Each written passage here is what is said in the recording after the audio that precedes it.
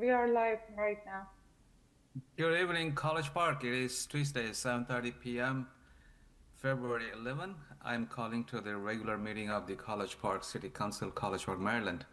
We'll begin the meeting with a moment of silent meditation followed by Pledge of Allegiance. Tonight, this will be led by Mayor Pro Tem Mitchell. Council, do you want to add anything to the meditation? Seeing none, please Actually, join. Mr. Mayor, I'd like to add the Olson family, Council Member Eric Olson, the loss of his father. Thank you. Thanks for the reminder. Certainly I should do. Seeing none, please join me in a moment of silent meditation.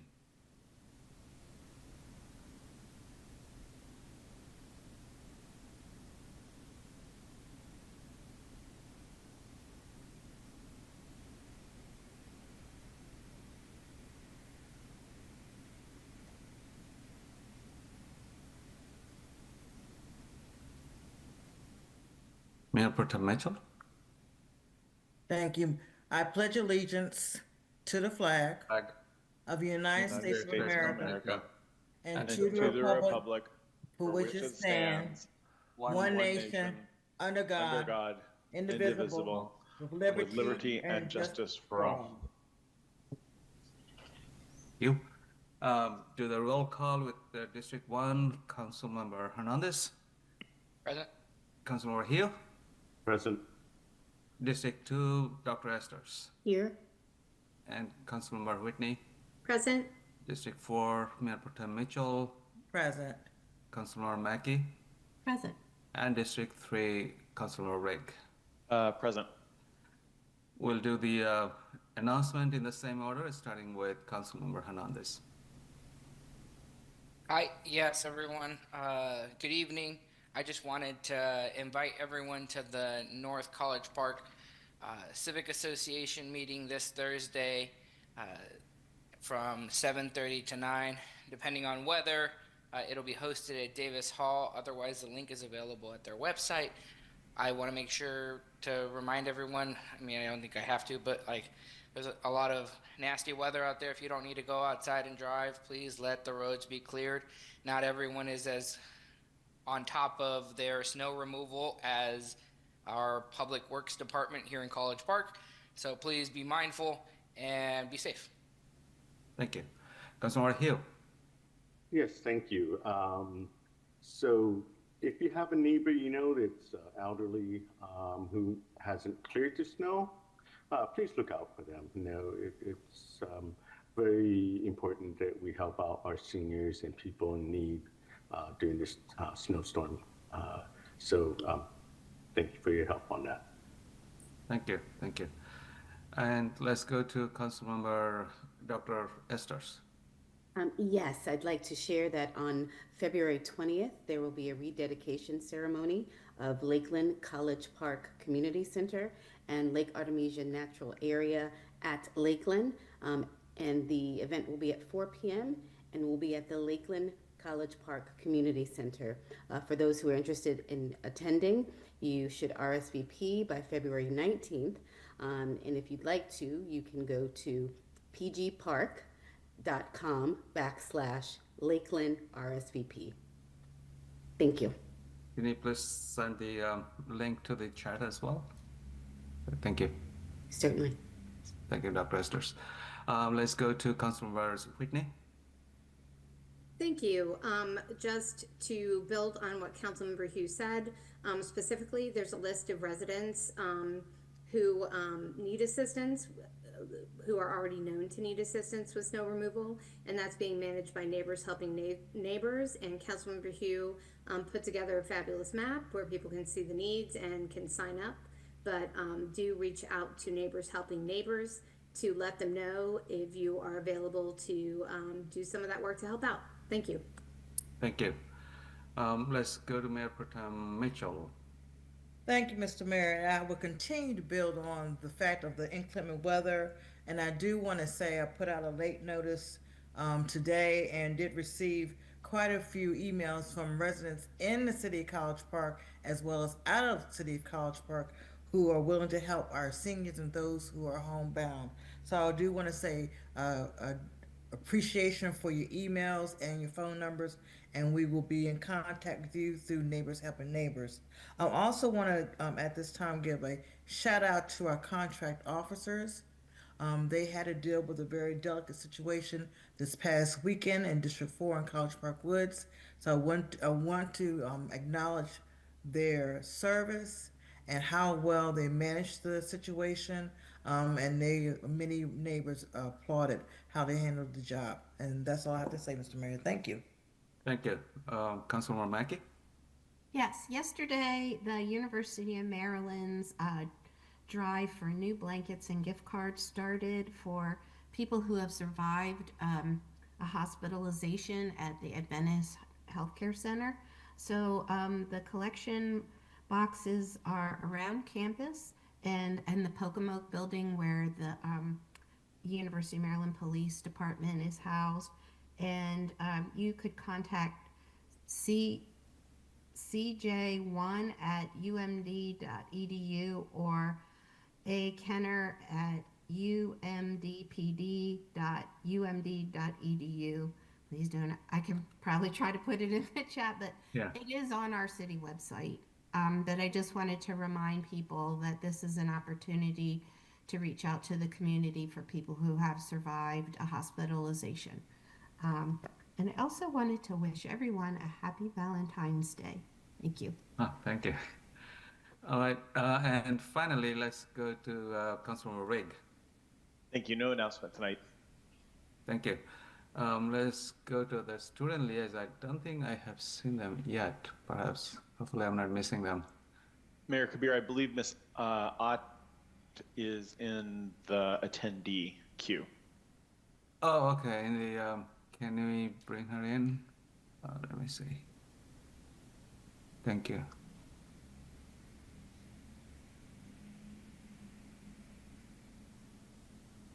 Yeah, hey, is she in? I had promoted her. I don't know whether she dropped off or not. Okay, I don't see her anymore. Certainly she can join when she's back. All right, let's go to City Manager's report. Mr. Young?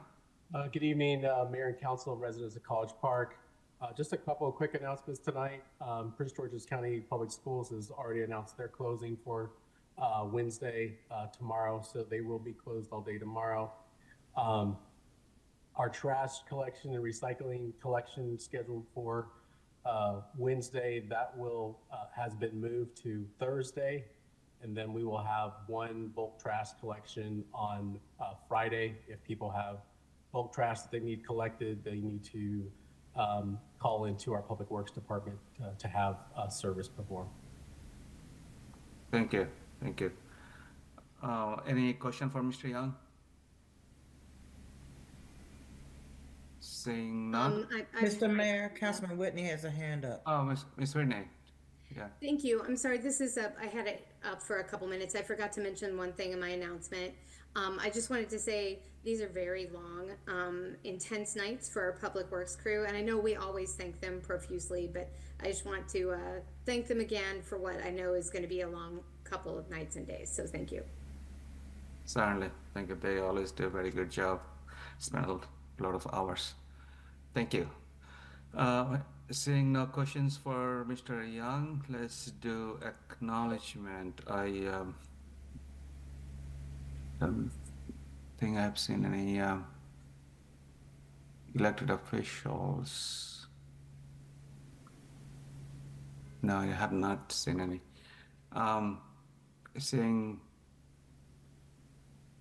Seeing none, let's go to amendments and approval of the agenda because we don't have any proclamations or awards. Is there any amendment or approval of the agenda? Yes, Mr. Mayor? Yes, please.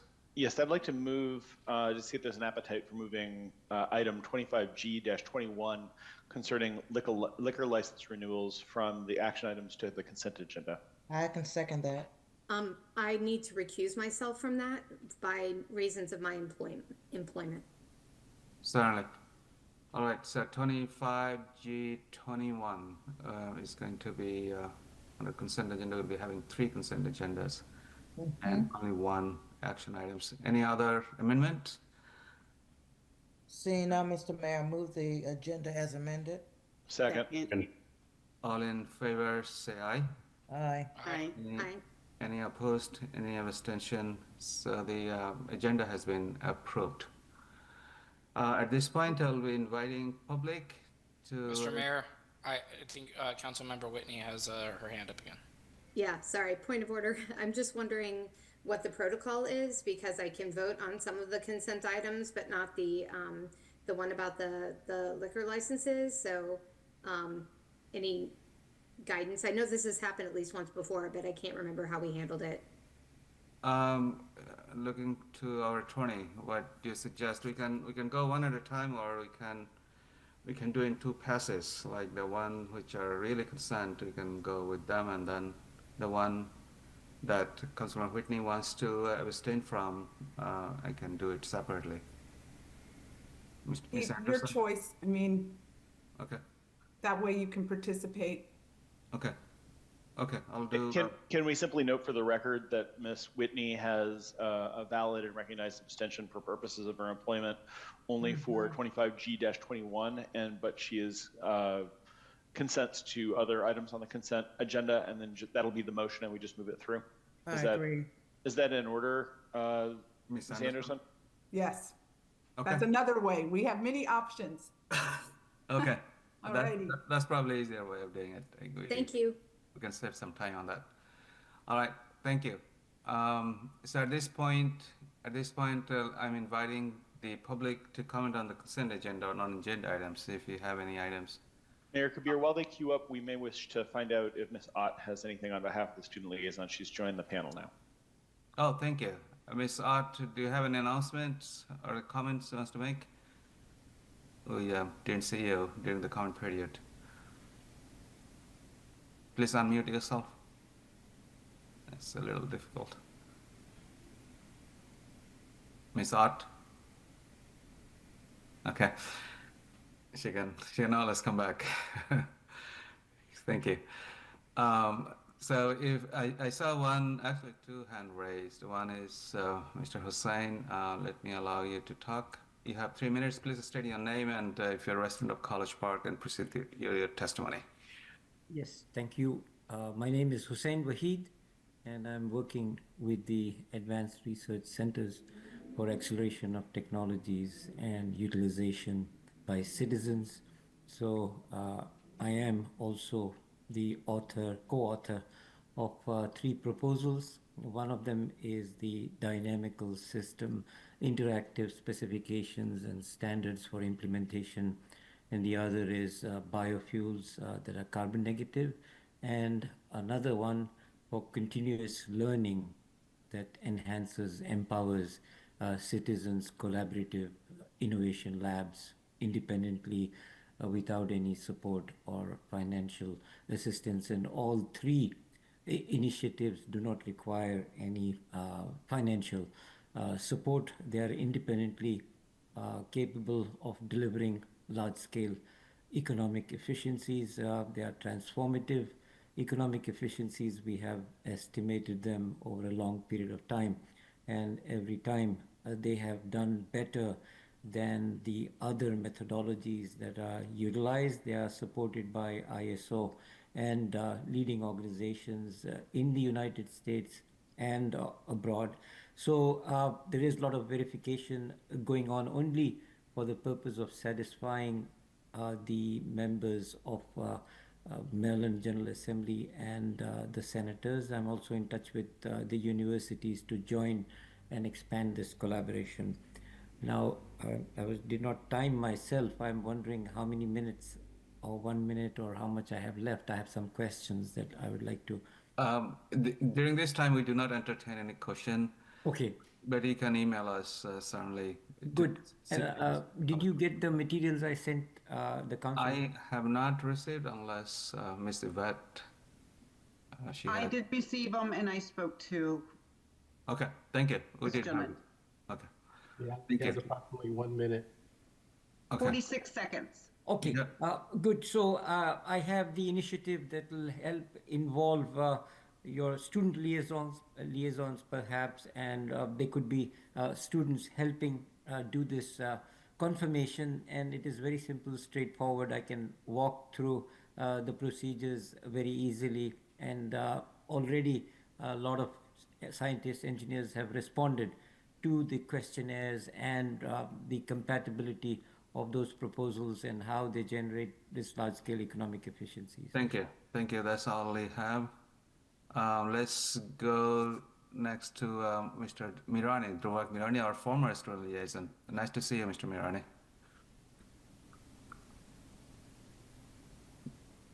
The floor is yours. Please state your name and if you're a resident of College Park for the record. Good evening, Mayor and Council. My name is Druvak Mirani, and I am a resident of College Park. Last spring, during my term as student liaison to the City Council, I co-founded the College Park Tenants Union. Over the past year, members of our union have spoken directly to hundreds of tenants across the city, including both student residents and long-term residents. We've heard dozens of stories of people who call College Park home, struggling to afford to live here due to the exorbitant cost of rent. Last month, the Washington Post published a report on the use of algorithms by landlords to artificially drive up rent prices across the United States. In particular, one software company called RealPage collects a trove of non-public data directly from landlords, who are in theory supposed to be in competition with one another. RealPage's technology helps these landlords effectively collude in setting rent prices, suppressing competition and inflating costs far beyond the genuine market rate. The College Park Tenants Union is deeply concerned about the use of RealPage software in the city of College Park. According to the Washington Post, 5 apartment complexes in our city use this software: the Astor, Domain, Varsity, Atworth, and Union on Knox. The problematic nature of this technology is not a secret. Lawsuits have been filed against RealPage by the U.S. Justice Department and the Attorneys General of Maryland and Washington, D.C. This legislative session, Maryland House Bill 817 and Senate Bill 609 have been introduced to prohibit landlords from using these algorithms to determine rent prices. In the meantime, we at the Tenants Union believe that local involvement is necessary to protect tenants from predatory pricing. We therefore urge the City Council to investigate the nature of RealPage usage in College Park to determine if these practices violate any local regulations, and if so, to take immediate action. We also ask that the Mayor and Council write to the Prince George's County State's Attorney to call for further legal action. Finally, we implore the city to participate in any and all applicable litigation against RealPage to the greatest extent possible. The City of College Park has taken admirable steps toward making housing affordable for all residents, from increasing the supply of housing in the city to creating a pilot program to assist our most vulnerable student residents. However, the utility of these measures will remain limited so long as predatory landlords use technology like RealPage to line their pockets at the expense of your constituents, College Park residents. Thank you for your time. Thank you. Thank you again for coming and speaking. And finally, we have someone the name of Francis Riley. I allow you to talk. Please state your name for the record. If you're a resident of College Park, and proceed with testimony. You have 3 minutes. Hi, my name is Fran Riley, and I'm a College Park resident. I'm also a UMD student and, like Druvak, a member of the College Park Tenants Union. I'm concerned about College Park apartment complex's use of RealPage, which Druvak just discussed, which they use to inflate rent prices. In January, Attorney General Brown filed a lawsuit against RealPage, alleging that RealPage enabled landlords to engage in anti-competitive practices in order to artificially inflate rent prices. The lawsuit names 6 landlords, including Bozuto Management Company and Graystar Management Services, LLC. Collectively, these 2 companies operate 5 apartment buildings in College Park, which Druvak mentioned, comprising 1,678 units in total. Rent in College Park, as you all know, is expensive, especially for students.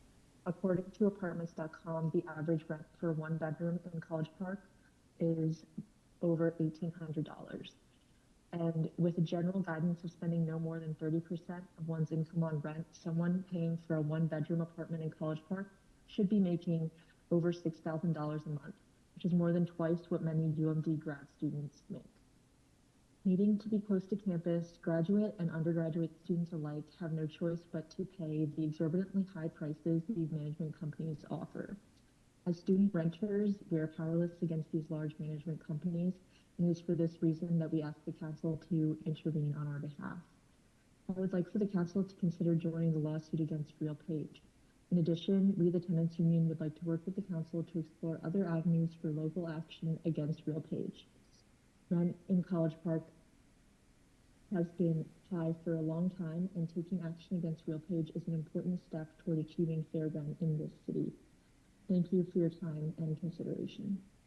Thank you so much. And we actually have another speaker, and he is none but our former Deputy Student Liaison, Mr. Gannon Sprinkle. Mr. Sprinkle, please state your name for the record, and if you're a resident of College Park, and proceed with your testimony. Nice to see you. Thank you, Mayor Kabir. It's nice to see you as well. Good evening, Mayor and Council. My name is Gannon Sprinkle. I'm a College Park resident, and I live at 4207 Knox Road. I speak to you on behalf of the College Park Tenants Union today to express our deep concern about the use of RealPage software by landlords in our community. RealPage is a rent-setting software that allows landlords to collude and artificially inflate rents, making housing less affordable for working families in College Park. RealPage works by pooling sensitive data from corporate landlords, including rental rates, occupancy levels, and future pricing plans. This data is then fed into an algorithm that recommends the highest possible rent that landlords can charge. As a result, landlords using RealPage can effectively coordinate their pricing, eliminating competition and driving up the market rate rental prices. The RealPage software controls thousands of apartments in metro areas such as Denver, Nashville, Atlanta, and Seattle, where rents for a two-bedroom apartment rose 30% or more between 2014 and 2019, per ProPublica. We believe that everyone deserves access to safe and affordable housing. The use of RealPage makes it more difficult for working families to find a place to live in College Park. We do believe that local involvement is necessary to protect tenants from predatory pricing. We urge the City Council to investigate the nature of RealPage usage in College Park to determine if these practices violate any local regulations, and if so, take immediate action. We also ask that the Mayor and Council write to the Prince George's County State's Attorney to call for further legal action. Finally, we implore the city to participate in any and all applicable litigation against RealPage to the greatest extent possible. Thank you for your time. Sincerely, Gannon Sprinkle and the College Park Tenants Union. Thank you. Thank you all. I believe that's all we have. Mr. Rick, do you have a... Yeah, just a quick note. I would urge the Tenants Union to write a letter with their requests to CPMC at collegeparkmd.gov. I'm compelled about this, but I don't have much further information, so would like to learn more. Thank you. Thank you. All right, seeing none, let's move to the next order of business, which is approval of the consent agenda. And we have 3 items. Let me read them out first, and then I'll entertain a motion. The first one is 25G19, approval of the annual full service software as a service SaaS contract with Ames Parking Management Solutions for software support, hosting, and maintenance of both software and hardware in the amount of $67,439.50 to be effective February 1st, 2025 through January 31st, 2026. Second one is 25G20, approval of an amendment to contract CP 2401 with NZI Construction Corporation in substantially the form attached and subject to the city attorney's approval in the amount not to exceed $392,731.66 for construction of a sidewalk on 52nd Avenue. And finally, 25G21, approval of a letter to the Board of License Commissioners to recommend the liquor license issued within the City of College Park be renewed for the following year, and to authorize the city manager to send a letter to the BOLC to that effect.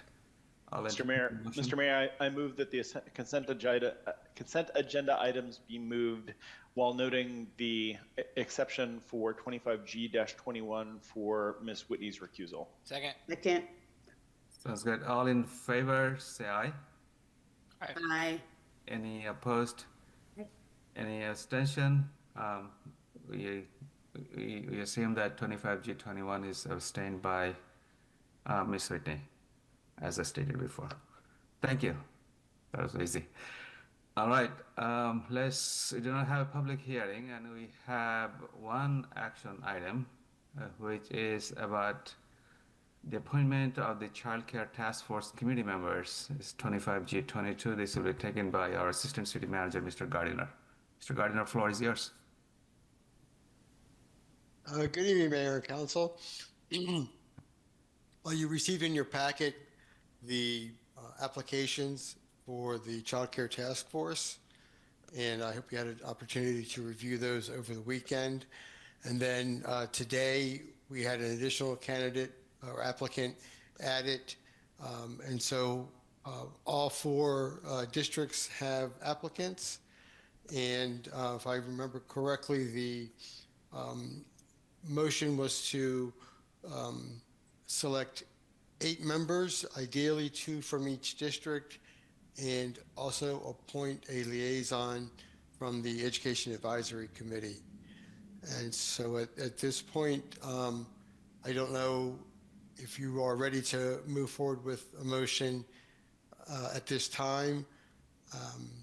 But if so, it would be appropriate to identify the candidates, or I'm sorry, identify the applicants you wish to appoint and make a motion to do that. Thank you. Is there any, before doing that, is there any question for Mr. Gardiner? I don't see any. Ms. Whitney? Ms. Whitney has a, please go ahead. Thank you. My recollection was that the representative of the Education Advisory Committee would also be a voting member. Am I remembering that correctly? Not a liaison per se. I mean, it's a liaison, Yes. But they would be a voting member. I just wanted to Yes. say on that. Yeah, Okay. you are correct. Okay, and then I could also put forward who District 2 is proposing out of the 4 individuals who put themselves forward. Okay, we are proposing to nominate Monique Leopold and Ellie Taylor Robinette. Thank you. I see another virtual hands, Mrs. Mitchell, Mayor Pro Tem. Please go ahead. Thank you, Mr. Mayor, and I apologize if I didn't hear Mr. Gardner mention. I heard you mention a person from the Education Advisory Committee, but you did not make mention of someone from the content expert people. That's not a part of this, or is that just they're there, but they're not going to be part of this vote? Yeah, for the voting members of the committee, I believe we had 8 voting, or really 9 voting members, ideally 2 members from each district, and a voting member representing the Education Advisory Committee. There was discussion about the experts, and some of your applicants have expertise in the field, but there was also, I believe, an understanding that the committee may wish to call in experts to provide their expertise in discussion, but not be voting members of the committee. Thank you. I'm not understanding that, but I'll move on. This is not what I thought I heard, but okay. Thank you. I see 2 more hand raised, Mr. Hernandez and then Dr. Esters. Yes, I just wanted to point out District 1's applicant who came in, or the application came in quite late, but for Miss Danielle Delgado, who has extensive experience in the educational program management, nonprofit administration, and communications.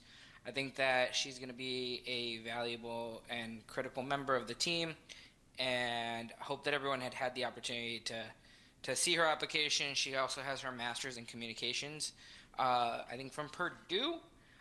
So the strategic planning that she has prepared for from an educational perspective and a practical perspective is going to serve us all well. She's also multilingual and will help just further broaden our overall approach to the task force. And I hope you all support. Thank you. So there are two, we have two candidates for this from District 1, correct? Oh, do we? I didn't see the other one. I believe, Mr. Hugh, you said you'll be working on one. I'm not sure. Yes, we should have another one from Sarah Fudge. She came in the latest version of the applicants. Yeah, I would refer council members to the meeting or to the email from Miss Allen this evening. It does include two candidates for District 1. It was late arriving. Councilmember, I don't know. I mean, I haven't talked to Councilmember Hugh about this. Do you have? Yes, it came in. John is correct. Okay. It came, okay.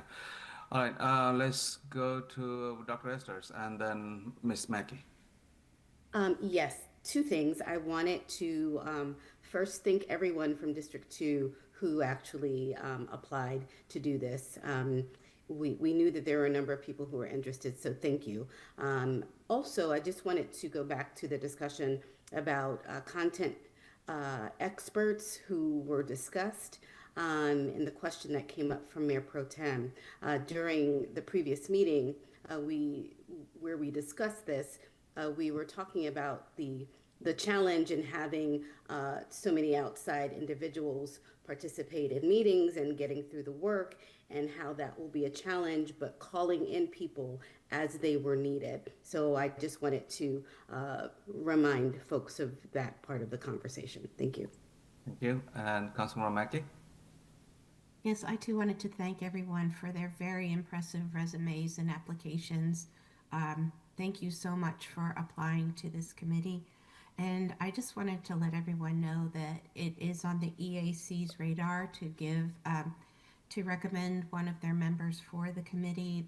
They just had, at their last meeting, they didn't have a quorum, so they weren't able to vote, but they are planning to do so. And I will connect with them and see if they can speed that process up. So I will do that. Okay. Thank you very much. Thank you for your help. All right, seeing none at this point, I will entertain a motion actually for the appointment.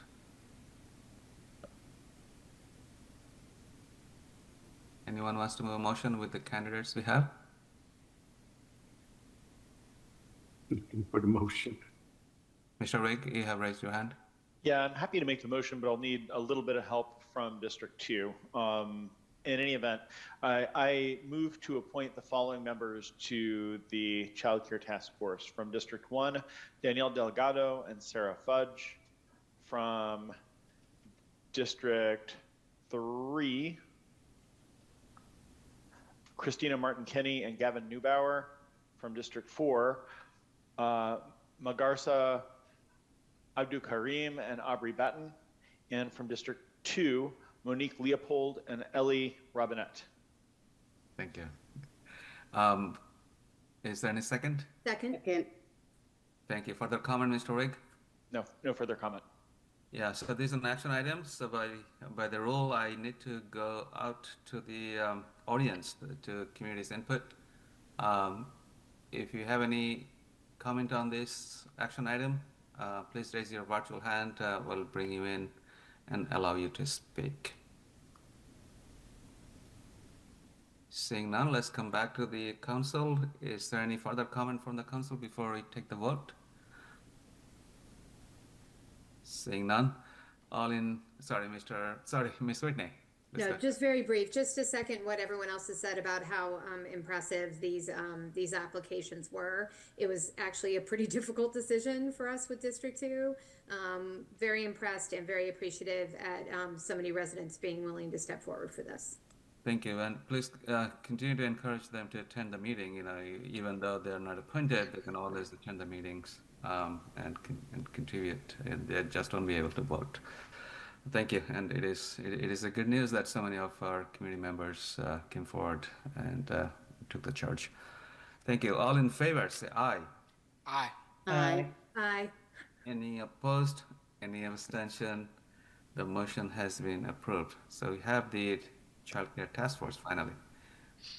Great, Thank you. thanks. Thank you, and thank you, staff, for your work. Appreciate that.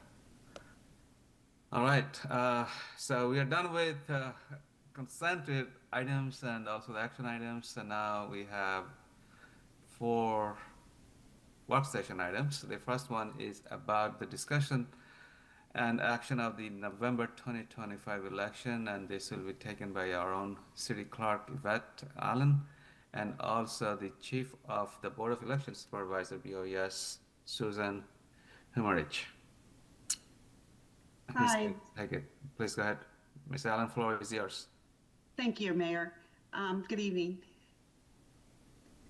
So the Board of Election Supervisors met last week, and they made their decision on how they wanted to take care of the date that they want to set for the November election. And with that, I'm going to go ahead and send it over to Susan. I'm going to let her speak on the Board of Election Supervisors' decision. And Bill, I was wondering if you can, Mary, She's promoted? Please. Yes.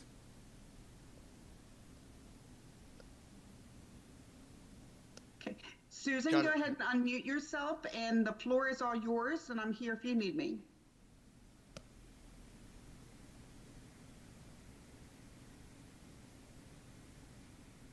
You need to unmute yourself, Ms. Humerich. Please unmute yourself.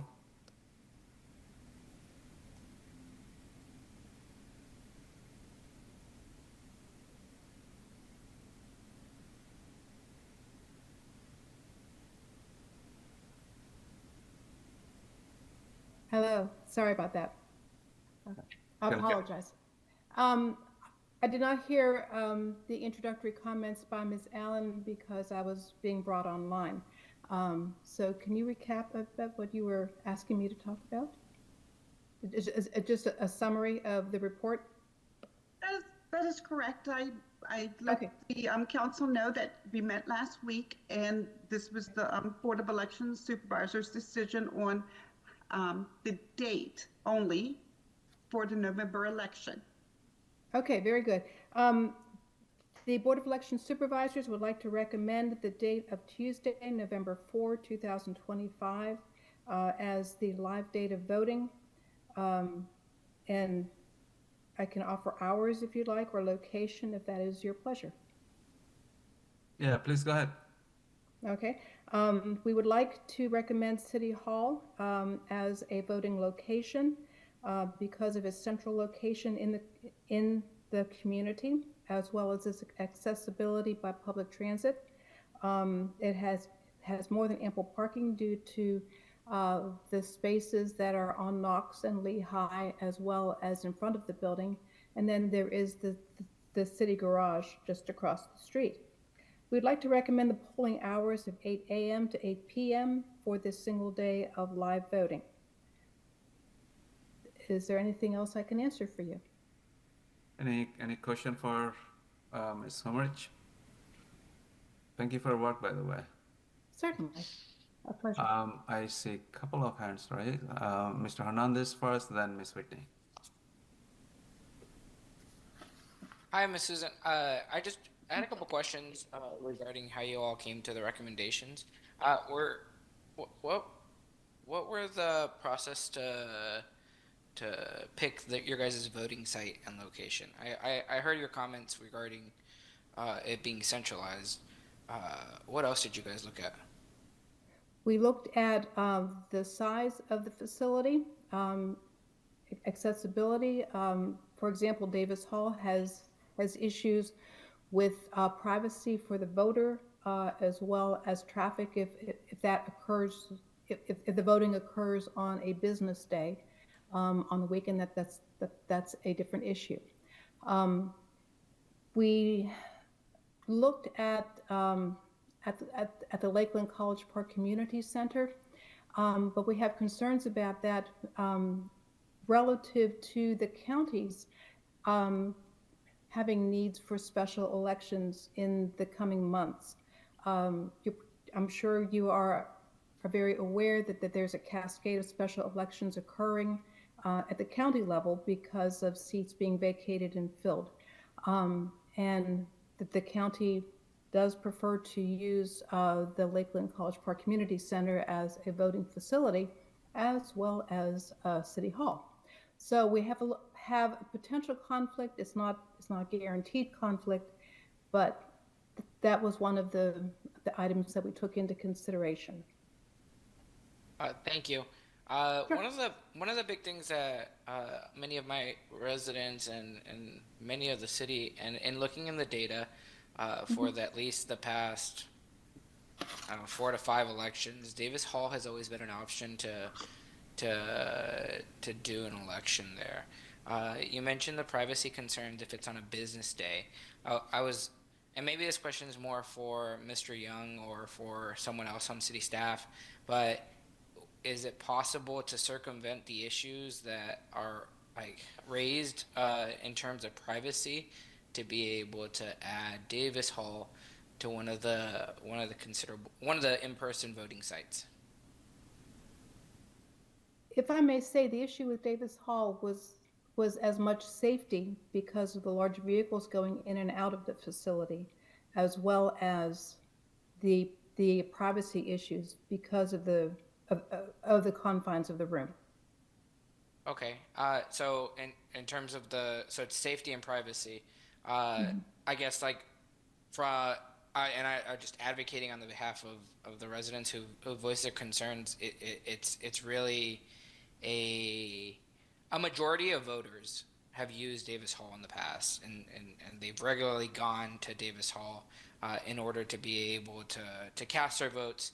And for whatever reason, people still prefer to do in-person voting, despite the large amount of evidence that mail-in votes are safe, reliable. There's always going to be the desire to want to do that in-person vote.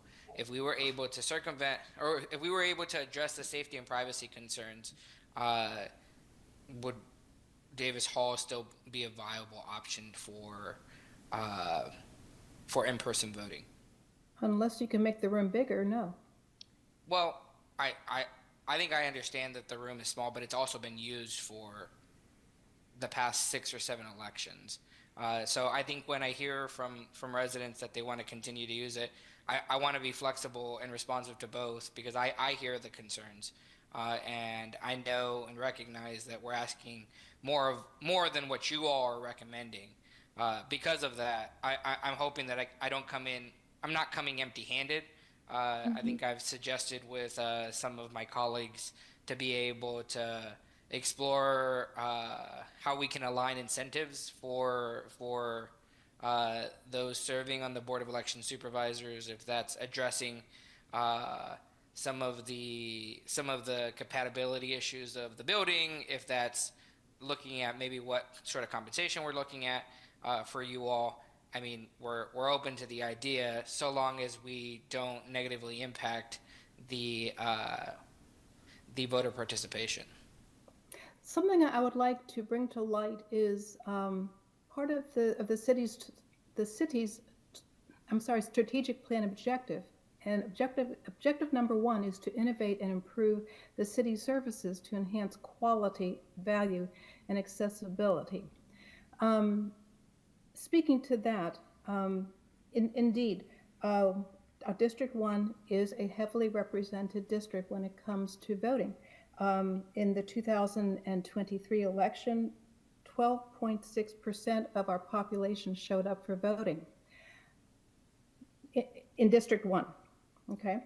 I would like to improve upon that, and I think if we allow ourselves to think outside the box, what is familiar, what is comfortable, and look at something different, perhaps we would engage another 12% of the electorate or even more into participating in city elections.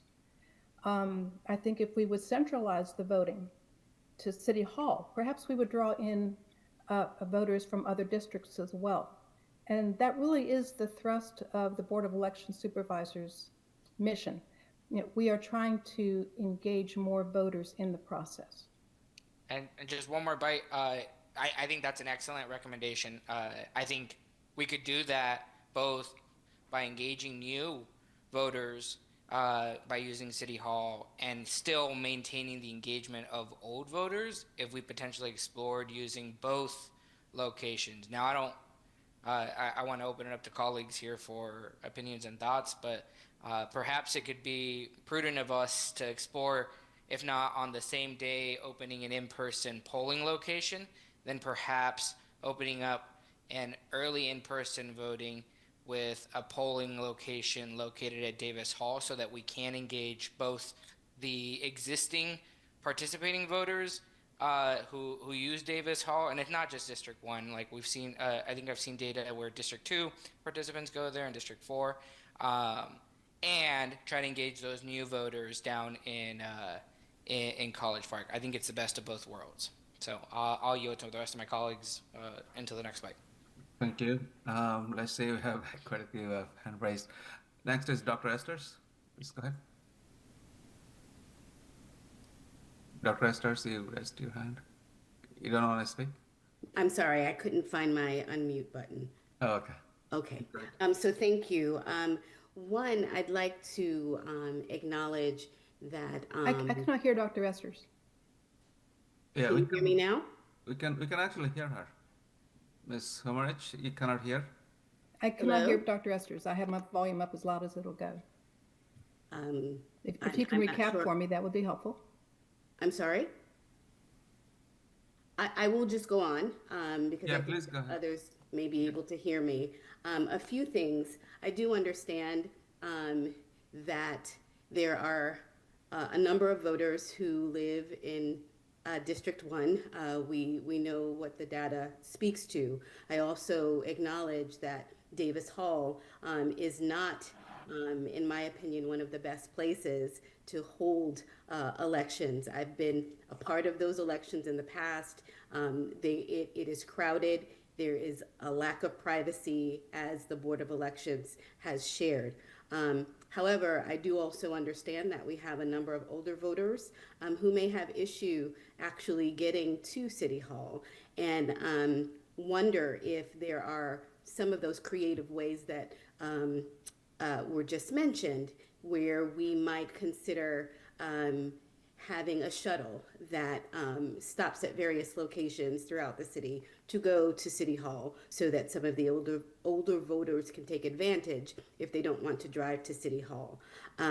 As much as I would appreciate or think it would be helpful to have an early voting day, I also understand that the amount of work and effort that would have to be put into moving equipment from one space to the other is arduous. And we have limited volunteers who are helping to do this. One of the questions that I had, and we did this last time, was to offer Election Day on an alternate day. It was offered on a Sunday as opposed to a Tuesday, in an effort to be a bit more inclusive for those individuals who aren't able to get off on a Tuesday to go to vote. Although I understand that Tuesdays are normally the traditional voting day for many, I wonder if there could be any thought and consideration to changing the date to a Sunday. Thank you. Ms. Homerich, did you get it? Nothing. I'm sorry. I did not hear any of Ms. Brown Esther's comments. I'm sorry. I can hear you very. Hello. Hi, Susan. Can you summarize, Ms. Allen, please? Yes. Councilmember Esters asked about one, transportation for are seniors that have a hard time actually making it down to City Hall. Not just on a weekend, but at any time, so we can offer transportation to seniors to make a couple stops throughout the city at different locations to pick up seniors to bring them to the polling location. And two, she asked, is it a consideration? She understands that Tuesday is a national, historically our election day. However, can we make the election day a Sunday instead of a Tuesday? Ms. Humrich? That certainly could be negotiated. That's not a problem. Okay. And Dr. Esser, yes, the Board of Election Supervisors, they only make a recommendation. It's more or less up to the mayor and council to decide which day they want the official City of College Park election day. Well, thank you. I would just ask my colleagues to think about that as a means by which we may be able to include more people in the voting process. Thank you. Before I give it to Ms. Mackey, I would like to point to our red folders. There have been a couple of comments from the community, our residents, about the election sites and day, probably. Thank you all who took the time to write to us. Ms. Mackey, please go ahead. Yes, thank you. Thank you very much for your report. I know that making these decisions for the Board of Election Supervisors is tough, and they try to make the best decisions that they can, but as our city clerk said, that in the end it's up to us to decide what we're going to do. One of the things I wanted to make sure I'm clear on is that with the mailing ballot, all the people that are on the permanent vote by mail list will get a city ballot, and then everyone else who would like to vote via mail would need to apply. Are we going to be sending out like cards, or like you're doing for the District 3 election, or you're not going to, you don't recommend that? Or what is the recommendation on sending like a postcard or something telling people about the opportunity to vote by mail? Yes, we do plan on sending, I don't know if it's going to be a card from us, from the city, that makes the card and sends them out to our residents, or we're going to use the Prince George's County, ask them to send out the your voter registration card listing the dates of the election and location. Okay. You know this about me, Yvette, about the voter rolls. Are we going to be doing anything like sending out the white cards that ask people to update the voter rolls? I know that my colleague in District 2 has shared with me how she continues to get the voter card for the person that lived in the house like 20 years ago or something. So are we going to try to help PG County with their voter rolls at all? Yes, I would like to continue that. We did that in 2023. I would like to continue that. And the reason why I say that is because we sent out a large mailing for the District 3. And so far we've received about 150 return mail with non-deliverable.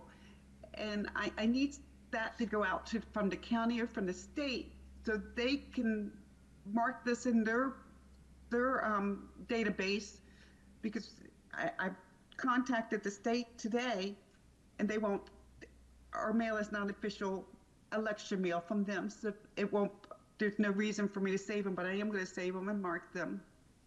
Okay. That's what I can do. So we're going to try. Yeah, thank you. I just wanted to bring that up. I know that we have so many elections, it's very hard to even keep track of them. Like with the county executive, and then we might have to replace whoever gets elected for that. And so I know that both the Lakeland College Park Community Center, I know I didn't say that name right, and City Hall have been used for elections other than city elections. I was wondering, has the Board of Election Supervisors thought of any, like, I know that Davis Hall is not it's the configuration makes it tough to hold a vote there, even though there's been votes there. Have they looked at any other places in the Hollywood area, like maybe a church that would possibly allow a vote there? We have not looked at churches at this time. I don't know. We were trying to figure out if there was any other places. We thought of Hollywood Elementary School. However, if the county continues, we won't be able to use this school, Hollywood Elementary School. And I wouldn't know how, we would have to get permission anyway, but I wouldn't, if, we don't know how long the county's gonna last. It could last until the beginning of the year. Yes. I hope not, but we have not looked at churches. We've tried to look at other facilities that were large enough, and we did not, no public building that was available that was large enough.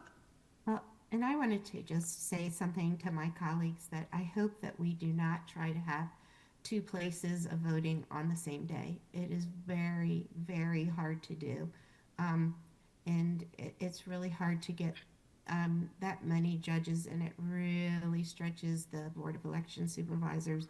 I don't know if that was what Jacob was alluding to before. I think Councilmember Esters was saying two sites, but different days, like maybe a Sunday or a Tuesday or just a Sunday.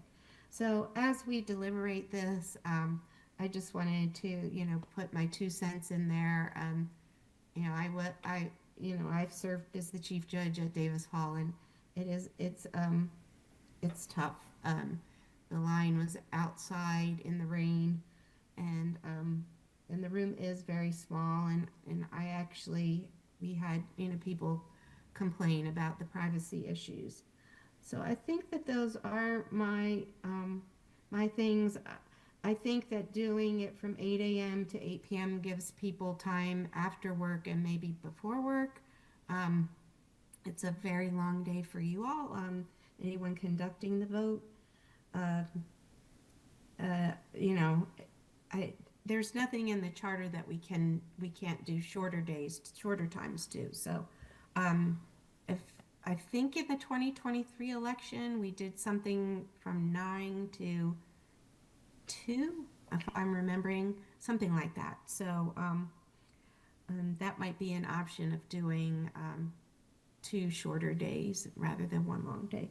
So I look forward to hearing from my colleagues, and I hope that we can come to a amicable agreement on this. Thank you. Thank you. Let's hope so. Before I give it to Ms. Whitney, in North College Park, during the county elections and other elections, I think we have seen at the elections happening at the Methodist Church, which is pretty spacious, and also at the Church of the Nazarene, which is on the other side of the Rhode Island Avenue, where the College Park Food Bank is located. And additionally, I think Ms. Allen, you mentioned about the school, the Hollywood Elementary School. So there are a couple of locations the elections happened. Ms. Whitney. I'm sorry? Ms. Whitney, now I'm asking Ms. Whitney to make her comments. Yes, thank you. I am, first of all, start with agreeing.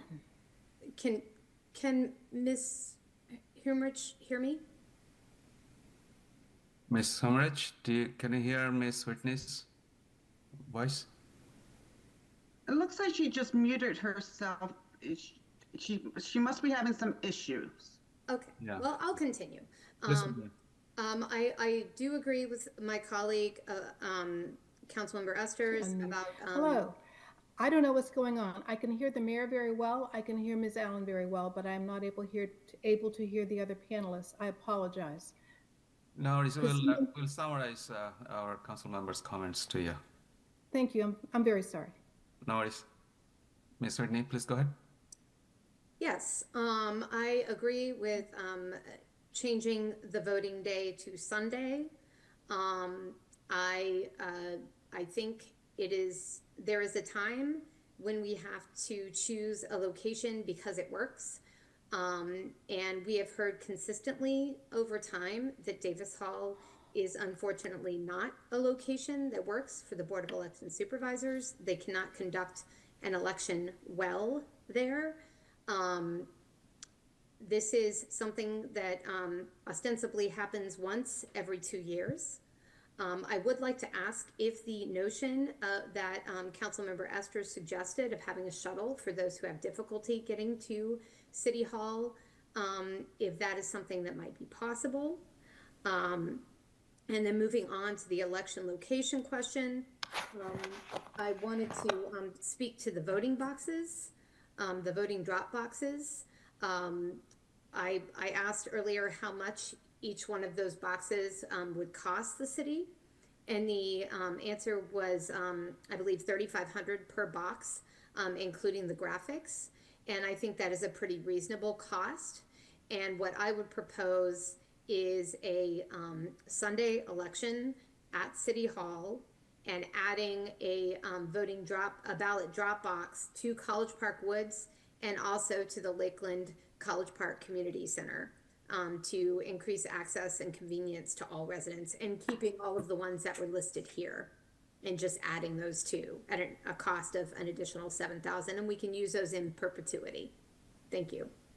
Thank you. Ms. Allen, can you summarize Ms. Whitney's comments to Ms. Homerich? Hi. Ms. Whitney asked if she was in agreement with the shuttle service for residents who cannot make it down to City Hall. She would like to see a Sunday voting day at City Hall and two additional drop boxes, one at the College Park Woods and one at the College Park Community Center. And if you don't mind, I would like to reply. I'm going to check into the shuttle service. I believe we offered shuttle service from Attic Towers and I believe another location, Spelman House. At our elections, they supply services, but I'll see if we can make that more extensive and get shuttle service to key locations to come down to City Hall. If it's on a Sunday, I would have to get approval from their managers for someone to drive the shuttle bus, which I see no issues with, but I'll have to make some calls on that one. Drop boxes. When we were in our meeting last Thursday, we did speak about a drop box, and that's why I knew the cost of them already, because I was doing some research, because we wouldn't want to up in at the our new College Park Wood Clubhouse. So we were planning on doing a drop box there. Now at the I do have concerns at the community center. If they are having special elections at that time, the county may have a drop box there itself. So we don't want residents to get confused. But I'll review that, I'll study that, and maybe we could put one in that particular area. Maybe not at the community center itself, but in the area. And we'll talk with council and we'll work on the best placement for that ballot box. Thank you. May I respond? No. Of course. Thank you. I understand how that might be confusing. If there were two drop boxes at the same location, it would be horrible for someone to accidentally put it in the wrong box. We might be able to talk to one of the churches and see if they would be willing to host at their location. And the other thing I would suggest, and I know this might sound a little kooky, but people have talked about enjoying voting day as a celebration, as a way to get together. And maybe we could have something that encourages that, like little snacks on the bus, or maybe play music on the bus that picks people up, and just make it a little more of a fun thing and for people to get together. And maybe we could also do something like that outside of City Hall on that day, since we have the plaza out front, and have kind of a voter participation day kind of celebration. Okay. Unfortunately, the city, since this is the city election, we cannot offer snacks, drinks, anything. We cannot, the city cannot. The candidates will have a location outside for electioneering when they can have snacks and so forth. We cannot, by law, we can't offer snacks, food, drinks, not even a City College Park ink pen. We cannot thank anyone. We cannot lure anyone inside the polling locations with a momentum. Thank you. All right, that's very helpful. Let's go to Mr. Hill. Please go ahead. Then Ms. Mitchell, and then Mr. Rigg. And the second bite we have Mr. Hernandez. Okay, I'd like to back up my colleague in supporting Davis Hall with some reconsideration of configuration. I know that we never utilized the back door in the hallway there, which could improve flow. And then, there could possibly be some way to rearrange maybe even the type of polling booth or, because I've seen, the old school booths where you have a curtain and stuff that allows privacy, which we're not utilizing. So that would allow you to have more space to do your voting in private. So again, I'd like to support Davis Hall. And I would also encourage it that really is not an option. And I do know that Davis Hall has other spaces for the break rooms, that could be utilized. It's not being utilized currently. I'd like to explore those options better. And if not, then yes, I would support exploring using one of the churches, like the Methodist Church and the other one that was suggested, to keep a polling place on Tuesday in person in North College Park. I've had a number of experiences where residents have told me, well, I'll see you on Tuesday at the last election. And I had to correct them, no, it's Sunday. I had residents who were so disappointed that they showed up on Tuesday to find out the election was already held on Sunday. And I put out all that information on all my flyers. I encouraged everybody to come out on Sunday, and still there were, these issues. I know the city put out the information for Sunday. People know traditionally to vote on Tuesday. Now, in the past, we did not have such open mail-in ballots. It used to be per request, where you had to give reason for requesting an absentee ballot.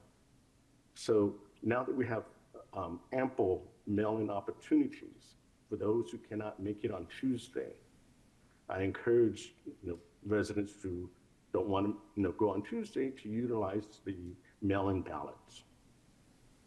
So I'm strong on supporting Tuesday the 4th as our in-person voting.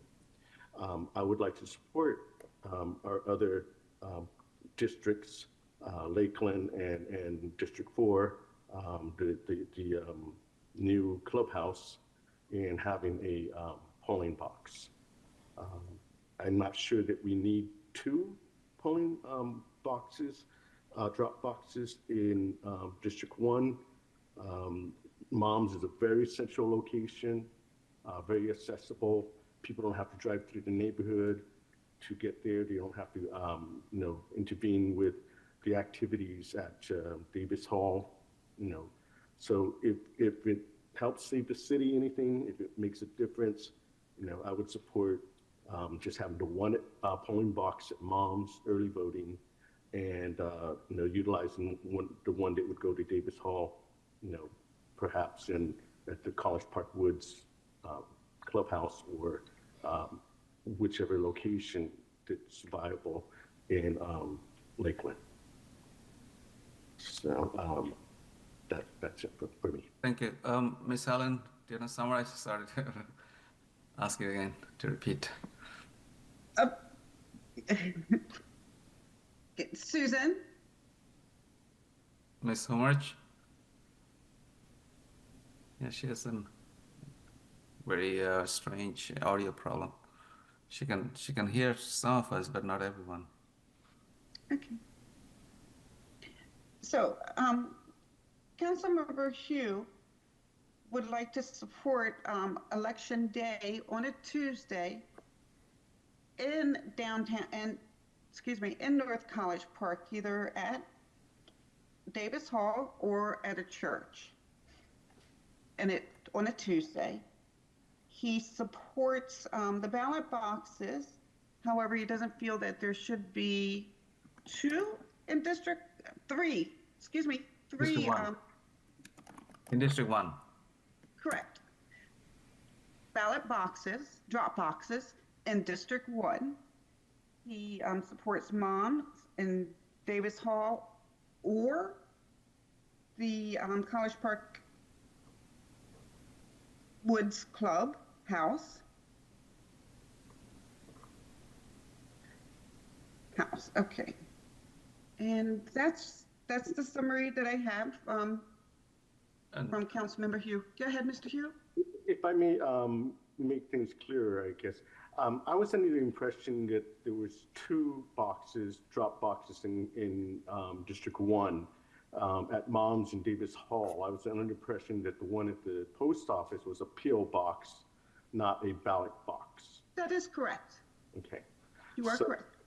I would be willing to give up one of the 2 boxes if it makes a difference, the Davis Hall box, in support of one of our other communities, if it makes a big difference. Okay, I understand. Excuse me, I had that mixed up there. Thank you. Thank you. Ms. Homerich, do you have any comments on that? You don't need to, if you have any comments. We've lost her. She's not in the. Okay. She's not on. Yes, technology. Let's go to Ms. Mitchell, then Mr. Rigg, and then Mr. Hernandez. Second right. Thank you, Mr. Mayor. And Councilman Whitney, she made a comment in the chat box that she believes Davis Hall is in District 2. And that can be clarified for the viewing audience. That will be great. So reading the report and listening to my colleagues, and we've had this discussion before, the reason why we went to Sunday was to look at increasing in voter turnout. And we've seen that on Sundays, more residents do come out to vote. So I am in favor of having a Sunday election at City Hall. I do understand the concerns of my colleagues in District 1 about wanting to use Davis Hall, but the configuration is small. They do talk about the integrity and security of the process, as well as I'm concerned about getting enough election judges in order to support having another location. I'm also looking at Sunday because we also talked about having the students having the ability to vote as well. And that's not something that has not been mentioned during this conversation. I will also support, if it's possible and feasible, to have shuttle services for our Attic Towers and Spelman House if we do a Sunday vote. My concern was on a Tuesday. How would that work when you have some seniors or other clients already reserved to use that shuttle service for other appointments? So that would just be my only concern about that. And that is all I have right now, Mr. Mayor. But thank you for the opportunity to talk. Thank you. Since Ms. Homerich doesn't have access to the audio, so it looks like we can continue conversation. Maybe Ms. Allen, you can summarize everything. Mr. Mayor, she's back and her audio is working. Oh, fantastic. Ms. Homerich, did you hear Mayor Pro Tem's last comment? Now I can't hear you. I'm sorry, I did not hear her comments. I was coming in as she was speaking. Miss Allen, do you want to summarize that? What did she say? Sorry. Mayor Pro Tem is in support of a Sunday election at City Hall for several reasons. It gives students the opportunity to vote as well. She also supports shuttle service for Attic Tower residents and Spelman House residents. Thank you. Thank you. All right, let's go to Mr. Rick. Thanks. I have a few thoughts, and I'll summarize them quickly. The first is, I noticed that the Board of Election Supervisors did not promote the idea of early voting, and I'm wondering if we could consider a site that would be an appropriate configuration, north of 193 for an early voting day on Tuesday, followed by the full polling day on Sunday. Maybe that's a compromise that we could negotiate. I know that it sounds like you, Mr. Mayor, have discussed Hollywood Elementary School, and for various reasons that doesn't seem appropriate, probably because there's school that day, at least on a Tuesday. But perhaps but churches don't tend to be used heavily on Tuesdays. Perhaps there is a church north of 193 that would be available for use as an early polling location on the Tuesday preceding the Sunday polling day, which gets me to my next point. I am definitely in favor of a Sunday polling day. I think that day or Sunday election day, sorry. I think that day of the week is the most adaptive to the needs of the majority of residents. I also feel compelled to, I would also note that I support the idea of an additional drop box at the College Park, the College Park Woods pool location. Clubhouse. Clubhouse. I also, wanted to emphasize that, this is a conversation that we've been having that's been evolving over the course of a couple of years.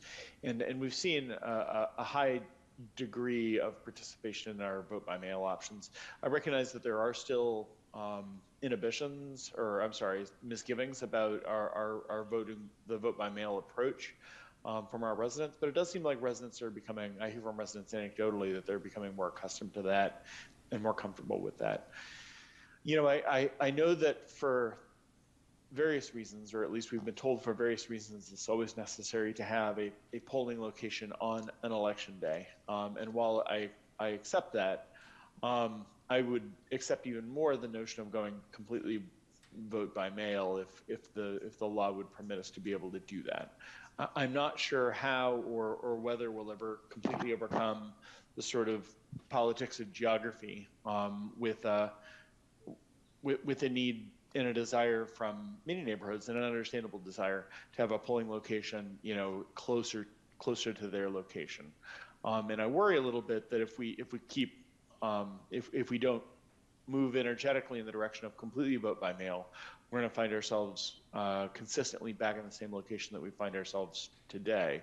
That is negotiating over which geographic locations could or should be served by a polling location either early or on election day, and which would not. So in any event, I appreciate the opportunity for the floor. I think those are my preferences. I don't know if an early voting location north of 193 is feasible or something that the Board of Election Supervisors would consider. I recognize that the Board of Election Supervisors is an all-volunteer group, and they can struggle with being able to meet the needs of an election, because there are a lot of elections in the city of College Park, and there doesn't seem to be an interest among council to go with a 4-year cycle. So we're going to continue to be on this 2-year election cycle for foreseeable. So thank you. Thank you, and I appreciate your idea to bring some kind of compromise, and hopefully as a body we can go to a point that everyone will be happy. Thank you. All right, we are done with all the first bites. Now we have a couple of second bites. I'll go with first to Mr. Hernandez. Please unmute yourself. Man, wait. Sometimes it's me. But listen, I really appreciate everyone's comments. My colleagues have like put forward. I want to be a good colleague myself, and say like upfront that I support providing an additional voting box in the Lakeland neighborhood. I defer to District 2 Council. I know that there's a number of different historical sites that folks know in the Lakeland community, but there should definitely be some sort of drop box in that location and in College Park Woods at the clubhouse if they so choose. I also appreciate the recommendation to keep it on Sunday. I think it's an accessible day.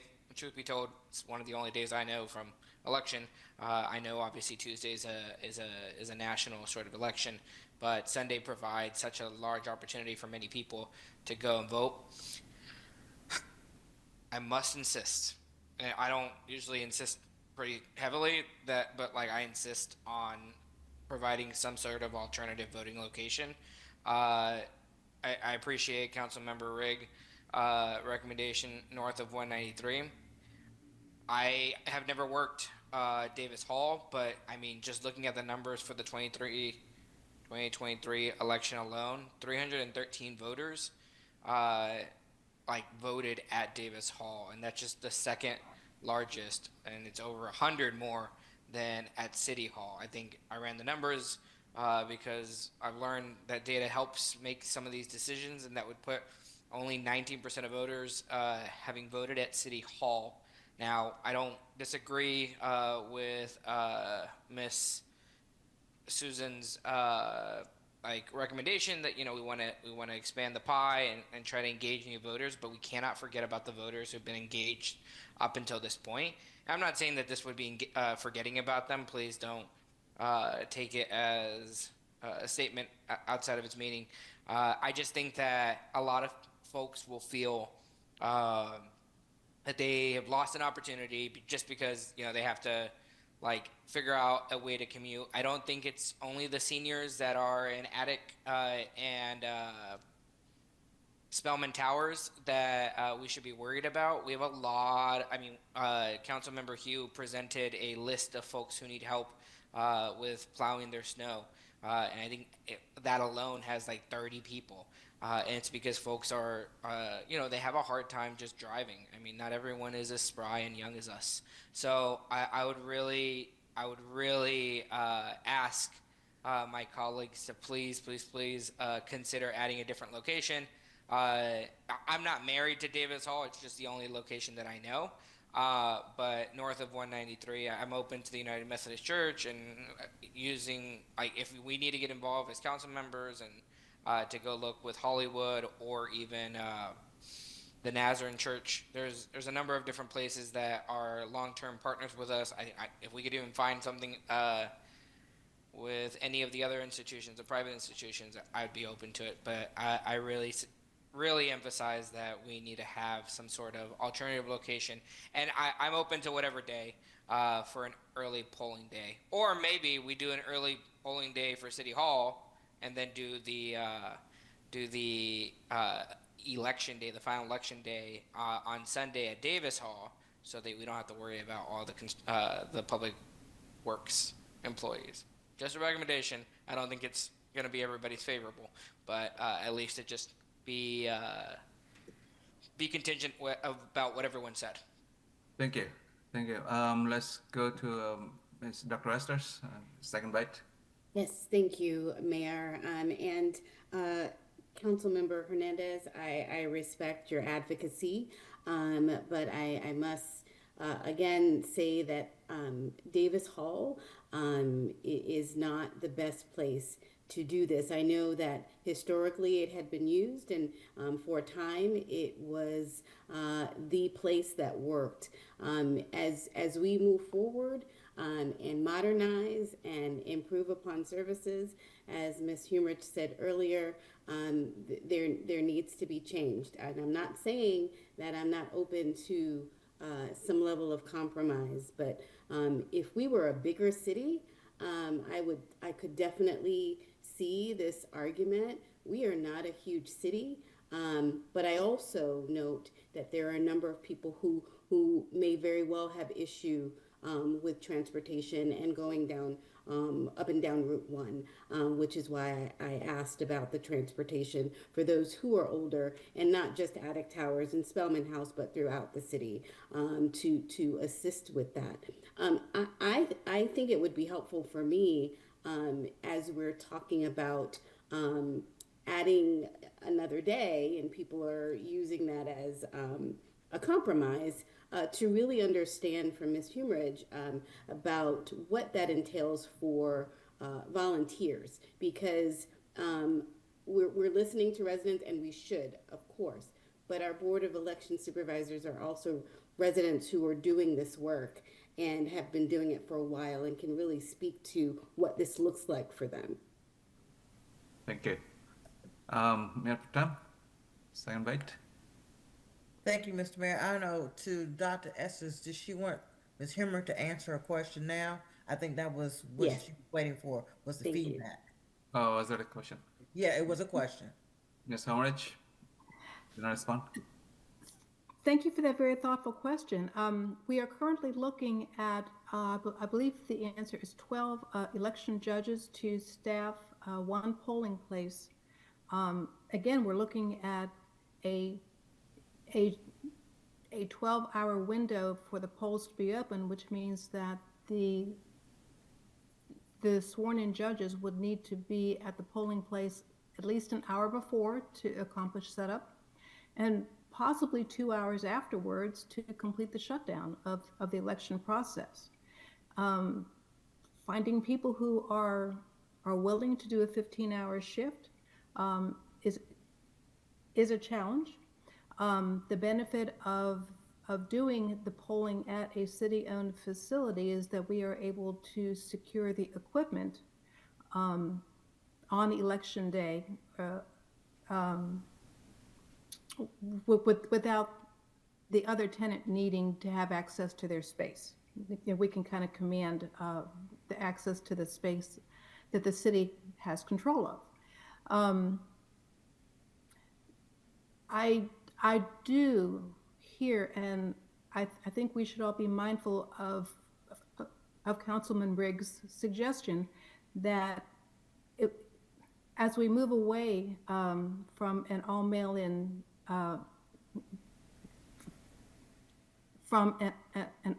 ballot, what we're going to find is every 2 years or every time we have a special election, we're going to have this same conversation. So unless we can come up with some firm solution to this floating problem, I'll see you in 2 years, if not sooner, and we'll have the same conversation again. Thank you. No, it's a good point. Maybe you can find a solution that will continue and we don't need to change. Well, we have suggested a solution. It was an all mail-in ballot. And although it is expensive to do an all mail-in ballot, it does eliminate the need for facility, for staff, for all of those other contingent costs that are associated. And if you look at the charts that say, the average cost per ballot, has increased, but that cost is based on the number of ballots returned. It's not the number of ballots that are produced. So if more voters would participate in the system, then the average cost per vote then would be decreased. Right. Thank you. Thanks for your comment. Yep. Let's go to Mr. Hill and then Ms. Mackey. Then we're done. Excuse me, Mr. Mayor, I thought I had my hand raised earlier. Oh, sorry, I don't see your hand. My apologies. Okay, that's no problem. That's no problem. We're virtual. Thank you, Ms. Susan, for your comment about all mail-in. I know that the city of Rockville did an all mail-in ballot for their election maybe 2 or 3 years ago, and they talked about that the approximate cost totally was almost $100-something thousand for. But their population is much bigger than ours in the city of College Park. Mm-hmm. But to your point, to Yvette, how much did we pay per ballot for our last election?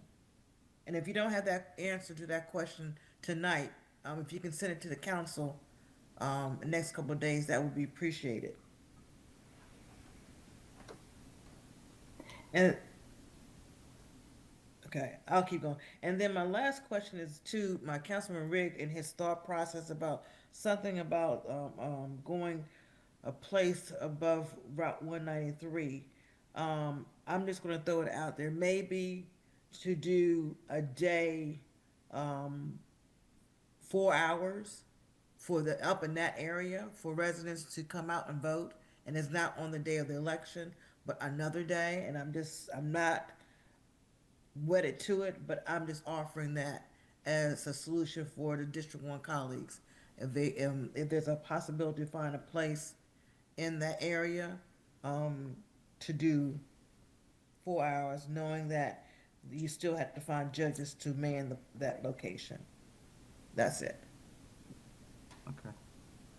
Thank you. All right. Mr. Hill, this is the second bite, remember, so please be brief.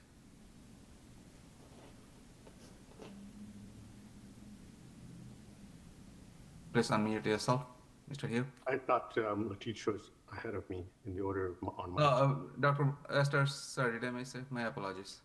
No, you didn't. I've already spoken. I have to take my hand down. Oh, okay, that makes sense. All right, Mr. Hill, please go ahead. Thank you. So to keep things simple, I back up what my colleague said, about the importance of having a in-person site in North College Park. And I'll just add, as your suggestions of the location, to look into possibly the American Legion, because they have a hall that's rather large and separate from their bar area that's normally used. And they have a decent amount of parking there, and it's somewhat centralized. Thank you. All right, thank you for the suggestion. Let's see, Miss Mackey, you have. Yes, thank you. I just wanted, I wanted to just thank Mr. Rigg for his idea. I understand the old time voters that have always voted in Davis Hall, and they don't want to come down to City Hall because of the purple line and the traffic, and I do sympathize with that, and I appreciate him putting out the olive branch and suggesting possibly having 2 dates to vote. And I just wanted to say 2 things: that if we do 2 dates to vote, then we must shorten the time, as my colleague said. We have to shorten the time, because to have 2 full days, like 2 15-hour days, that's just way too hard for the supervisors, because the Board of Election Supervisors have to have the integrity of the vote. Everything has to be signed. Everything has to be locked, double locked. It's an arduous process. So if we go forward with that suggestion, then I would really hope that my colleagues would find a way to, as the Mayor Pro Tem gave the idea of decreasing the hours at least one of the sites, and not an all-day vote. Second of all, one of the things that Ms. Humrich brought up was the integrity of the vote, the need to be able to lock things. And that's why they wanted to use City Hall, because of the ability to lock the ballot boxes and lock everything. Ms. Humrich, so could you explain to us how that would work if we had 2 sites? I'm remembering the horror of the 2017 election. But I know that you all have really evolved since I was on Board of Election, and you have it very streamlined. But how exactly do you ensure the integrity of the vote by locking things when you have 2 sites? If you could explain that to us, I would appreciate it.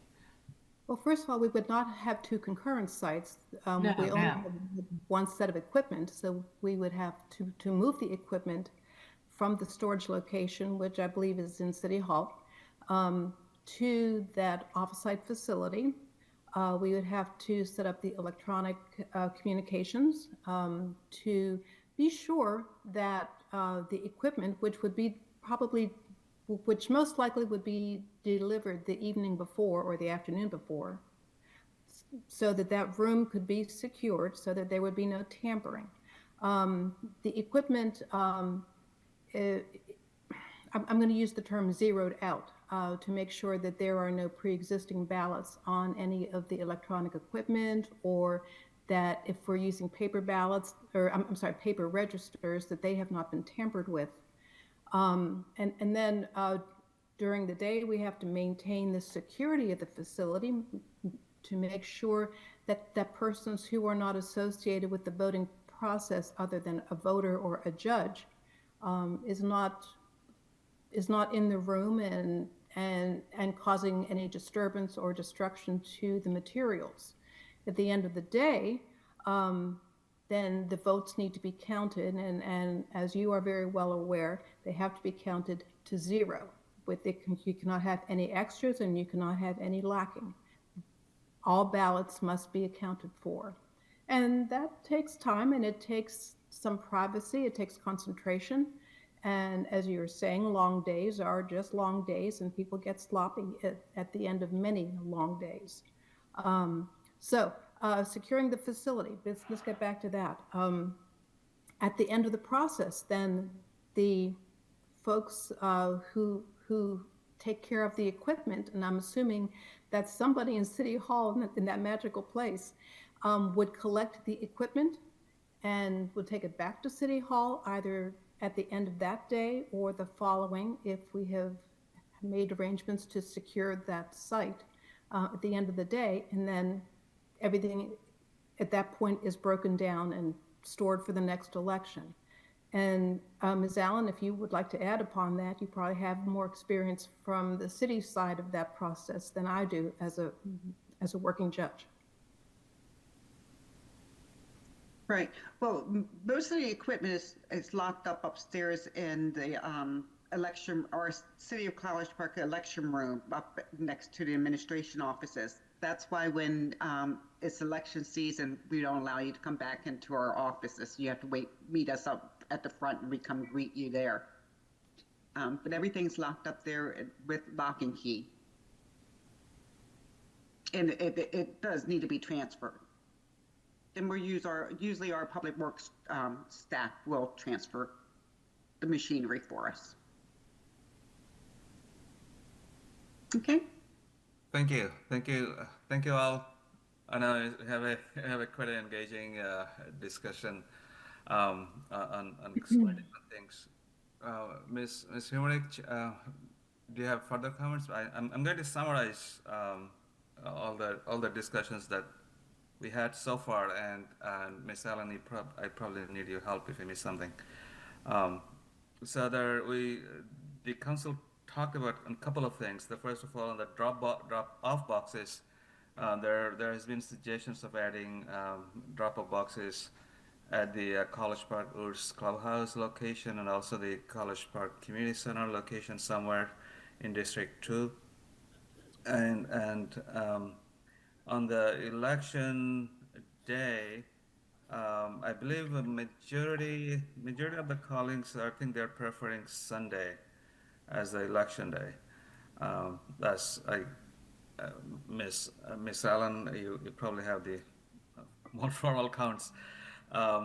And there has been quite a bit of discussion about location, the election location, polling location, and there has been a suggestion. Actually, there are two suggestions. The one suggestion is to have a shuttle service taking the voters to the City Hall on the election day.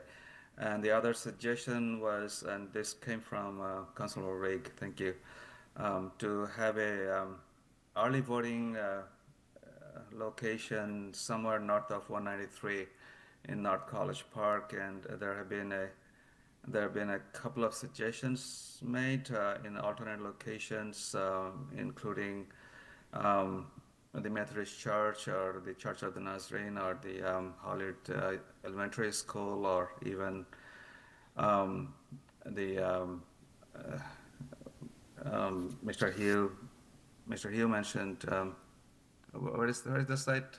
I forgot. American Legion. American Legion. Right.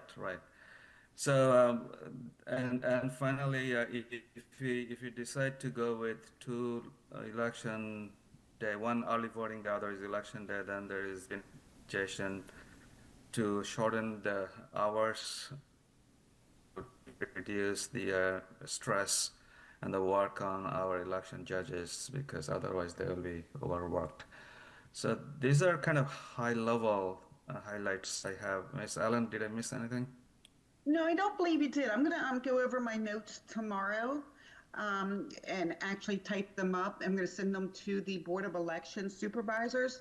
And of course, Susan and I greatly appreciate being able to have this conversation with you. I don't want to make any motions or anything tonight, but I would like to meet with the Board of Elections prior to next Tuesday, and I would like the Board of Elections to discuss these items that Council has requested and come back to Council next week with their suggestion now, based on your comments, of how they want to, what dates, date they would like to hold the election, the November election. And I think that's a great idea. Thank you. I would like to have the entire board involved with this and regroup and come back to council. Thank you. That's what I think we should be going. And I know it's a lot of work, and you already have done a lot of work, but the council is asking you to look into. That's fine. We greatly appreciate this. I mean, we do.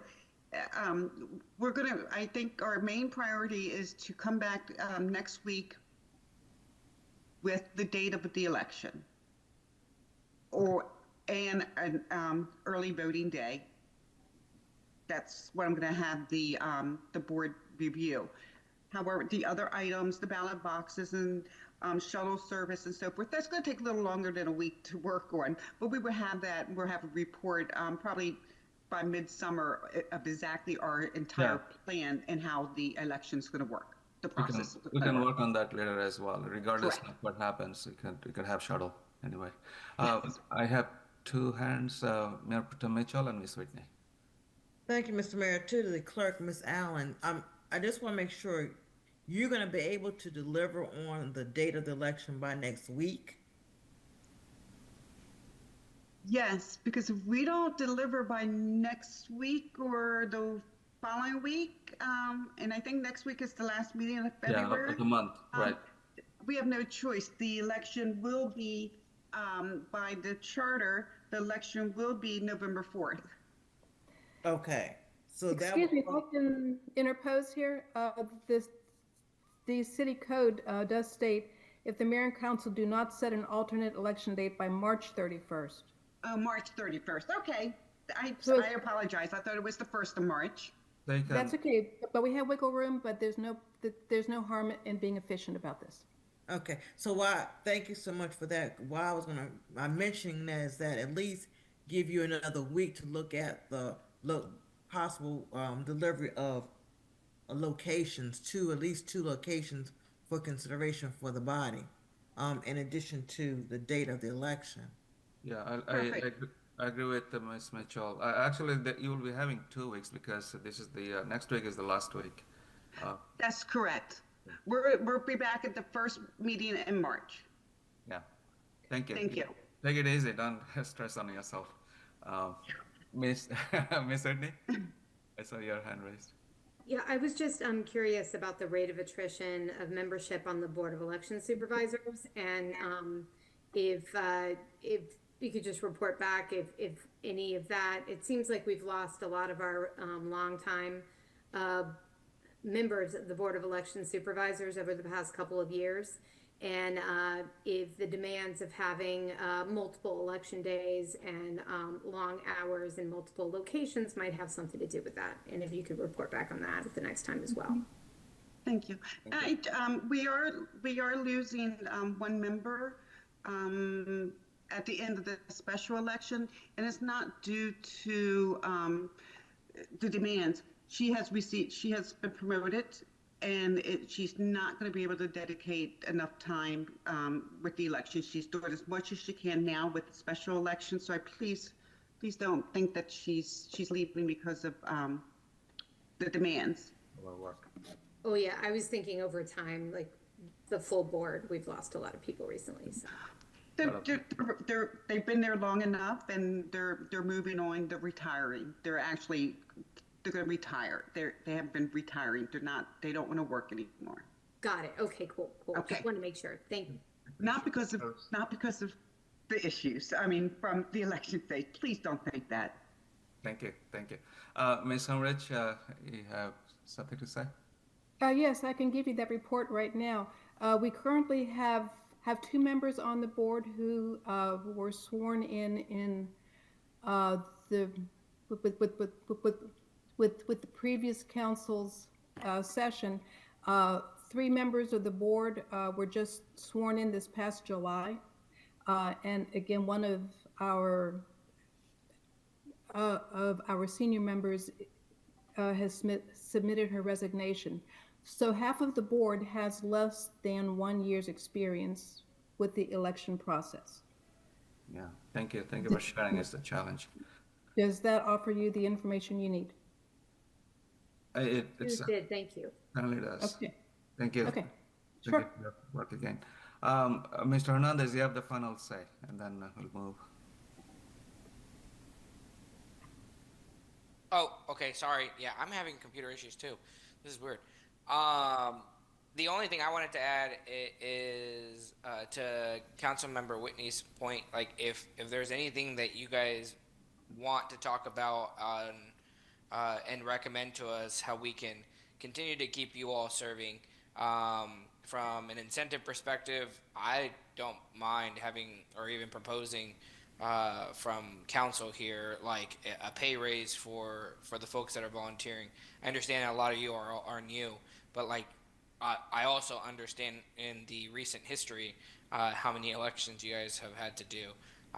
Very mindful of that when you run, you want to stick around, but like also understand that life happens sometimes. So if that's something that you'd like to recommend in the next time, welcome it.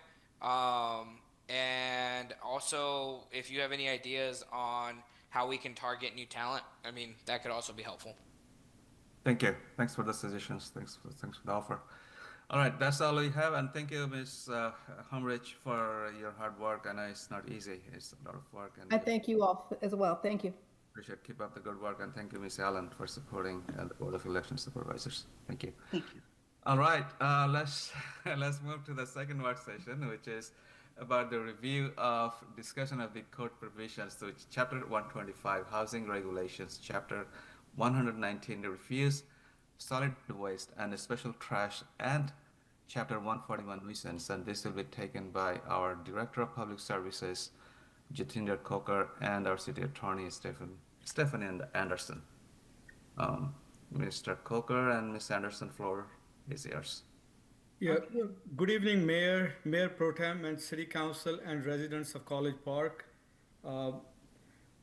This is a topic that deals with the review and discussion of code provisions of Chapter 125, Housing Regulation, and Chapter 141.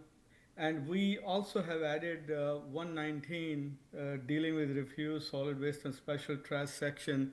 And that is just for reference in there for clarity for the discussion. At its November meeting, the council instructed staff to revise the language, and based on the comments from the work session for each of these chapter items, we had revised the language and we have brought forward, and we have also discussed with a few of the council members prior to coming to this discussion here in our council session. I do believe that as you had decided last time, there were three buckets. The first one was dealing with the beer pong tables and the clarity to that item. That is all hashed out. And the second item was dealing with the indoor furniture out. And the third bucket was dealing with the time for taking the refuse and recycling bins back to the location where they belong, to the side yard or to the rear yard. So those were the 3 points of discussion. At this time, I would request Ms. Anderson to give a bit of legal perspective to some of the points that we had recently discussed internally and also with some of the members. Okay, can everyone hear me? Okay, good evening, Mayor and Council. I think it would be helpful to address each chapter and explain the modification, the proposed language, and why we have the language before you. So Chapter 125, Housing Regulations.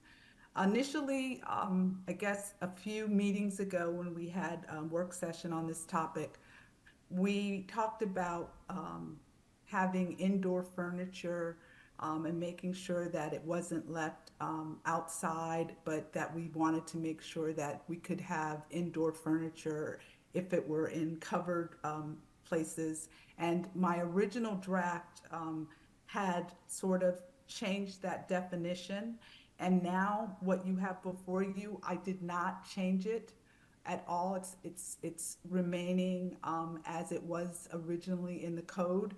And it was because the director and I, Public Services, talked about this. And after discussions with you all, we thought that the language as drafted was sufficient to allow his code enforcement officers to handle the issue on a case-by-case basis. So we have left that language alone for that beginning of Chapter 125N. If you go down to the middle of the page, and it's in all caps, there is new language, and that new language is there to address the beer pong tables or other surfaces that can be used for drinking games. And we have, there's an attempt to define what a drinking game is, and it has been prohibited. And so that's what you have, the changes for 125-10N. If we move to 141-6, and that's dealing with the refuge, new language saying carts and recycling, refuge carts and recycling carts. And the reason why we took carts as opposed to toters is we have learned that toters is a brand name. And so we'll have to do a cleanup of our code where we have toters in that language. But what the issue here is that oftentimes the carts were either not returned after trash pickup or they are not stored properly. So what we've attempted to do here with this language is to say that they're supposed to be only used for refuge and recycling, and they are to be stored properly. As the language says here, owners and occupants shall be required to use refuge carts and recycling carts only for collection of refuge and recyclables. But regardless of how used, the refuge carts and recycling carts shall at all times be stored at the rear of the property or on the side of the house and adjacent to any part of the main structure located thereon. That capital, that language right there is all new language. If you go down a few lines, there is striking of language that's originally in, and it says, in no event shall a refuge toter or recycling container be placed at the curb or in the front yard for a period of more than 48 hours. And the reason why this language has a recommendation for deletion is that Mr. Kokar and I met with Mr. Marsili, and he informed us of another provision in the code, which is 119-3, chapter 119-3, section B. And it requires, it explains when the recycling carts and refuge carts are supposed to be left at the curb by 7 a.m. And then that section also says, and they are supposed to be stored and put away by 12 midnight on the same day of pickup. And he explained to us operationally that he wanted to make sure that the code was consistent, and that he was aware that as currently in our code, we have 119-3 that was not consistent with 141-6A. So my recommendation is to be consistent, and from an operational standpoint, and unfortunately he's working on the snow tonight. He was going to be here to explain some of the operational challenges he has if those carts are not put up in a timely manner. So the language that's currently in the code is recommended to be deleted. And then finally, the section of 146-6 A did not have any type of enforcement provision. So what I've added, the all caps language, is to say that a notice of violation would be issued if the carts were not stored and properly within 48 hours, and that would be a notice, and to give residents a chance to comply with the code. And then after that 48-hour notice, a municipal infraction could be issued. There's some discretion with the code enforcement officers, and that for each calendar day that there's not compliance with the code provision, or there's a reoccurrence, there would be a penalty. And I've added a new section in chapter 110 that it's $50. And I wanted to also point out that this language is not drafted here because it's currently in our code, that there are accommodations currently in our code under both section 119-3 and 146-6 B and C that allows for accommodations for people that may have disabilities, and also accommodations if you have issues with topography. That the code already has a procedure that allows for you to contact public services and make arrangements to have accommodations to how quickly you can move your recycling carts or refuge carts. So I think I've covered the proposed changes, and I'm happy to answer any questions you may have.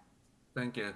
And I know this is probably the third time I've been discussing it. Thank you for your patience and keep working on it. I was going to ask Mr. Rick, Councilor Rick, to chime in first, because you're the champion of this legislation, probably, if it passes. Thank you. Let's go. Thank you, Dr. Kabir. And I would say I'm the champion of portions of this, right? Like, this has been a little bit of a meandering road on behalf of council, but I commend, Ms. Anderson and city staff for their work and continued analysis of this. In my review of the packet for today's session, it seems as though she's and the city staff have not surprisingly responded, quite well to past feedback. And this now looks like it's a pretty clean version, and I think it reflects the will of the city council as expressed in our last work session on this. I'll note that the language with regards to, and it's a question for the city staff, I suppose, but the notice or the language with regards to the placement of the carts, it's picked up in other parts of the code, I think, right? Like we typically expect the carts be placed on the side or the rear of residents, right? So I just want to make sure that my fellow council members understand that proposed revision to, I believe that is section, what is it, 141, chapter 141, nuisances is conforming and consistent with other sections of the city code with regards to placement of carts. So that's a question for you, Ms. Anderson. Yes, that is correct. Yeah, so we're not really making new policy there. I know that I hear occasionally from city residents who feel as though it's too rigid or too strict, but I had never proposed in the course of this discussion to make modifications to the placement of carts. So I appreciate that we're picking that up only as a conforming amendment to the code. And other than that, I think we have discussed a lot of different iterations on this particular section of code, along with things that are related or unrelated that have been suggested by city staff. And I think we've landed in a place to where at least I feel comfortable with what's going forward today. And that is, if we go forward with it, a fairly narrow amendment to the city code that brings some relief to residents in districts where there's a lot of where there are a lot of drinking games, and prohibits the sort of permanent use in the front yard of apparatus that's used specifically for drinking games that our residents find problematic, especially when it's placed as a permanent or semi-permanent feature in the front or side yard of our residents. So commend city staff and I support this approach and would suggest to my fellow council members that we proceed to making this an action item and working to get into the code. Thank you. Thank you. Appreciate that. Mayor Pro Tem Mitchell, and then Ms. Mackey and Councilor Hernandez.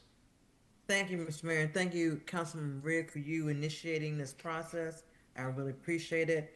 The question I have for our city attorney is that when you talk about the violation, first violation is a notice to the occupant.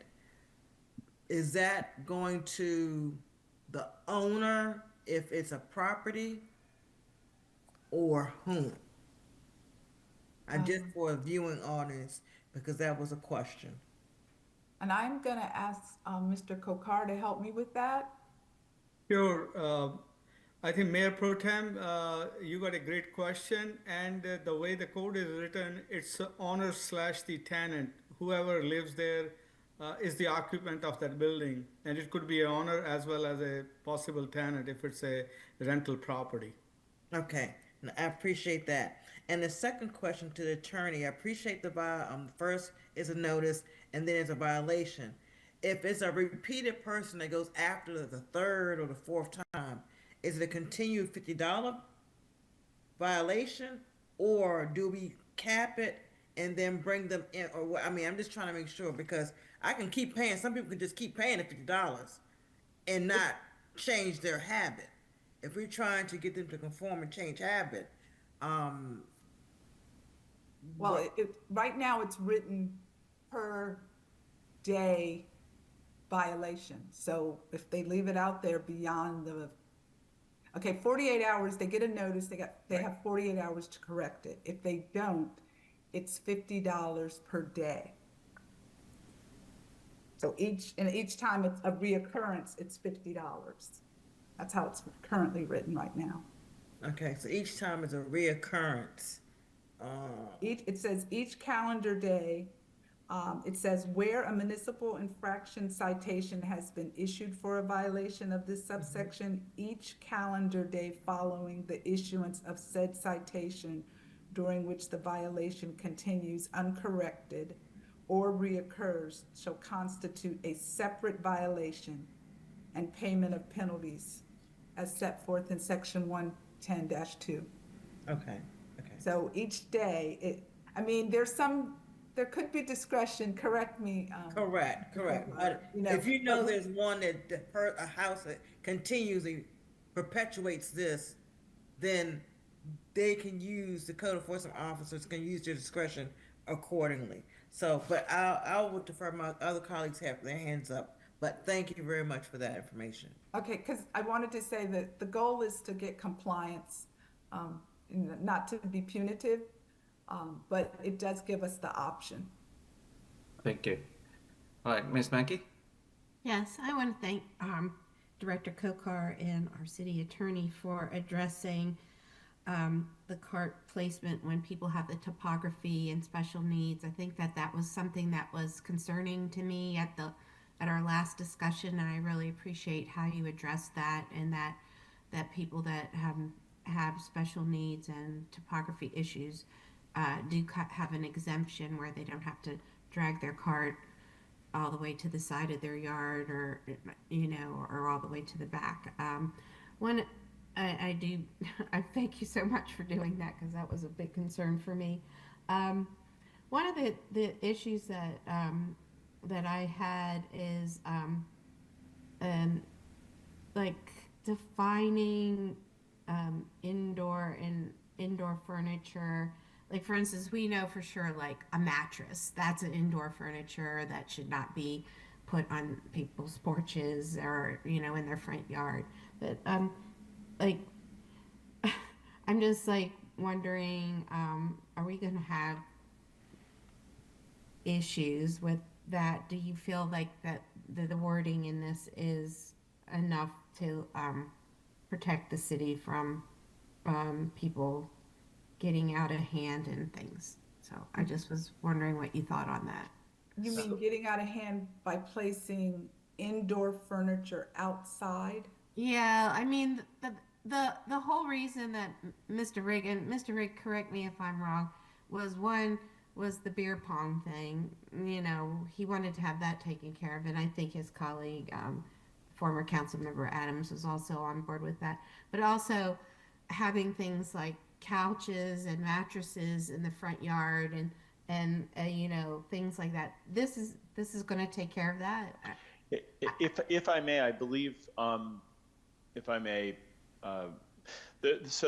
we discussed that a few times. One, under current code, the placement of interior furniture in the yard is presently prohibited by city code.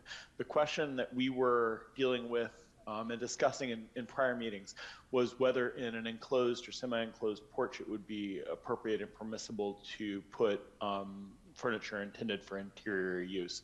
And my recollection is that the council did not feel, there was not a consensus on council or a plurality of council members who would support regulating in that particular regard. So it does sound like Ms. Anderson was suggesting that there may be some enforcement mechanisms currently in place that would address perhaps egregious problems in that regard, but it's not an area in which this proposed amendment to the code was in its current iteration today is intended to address. Does that answer your question, Ms. Mackey?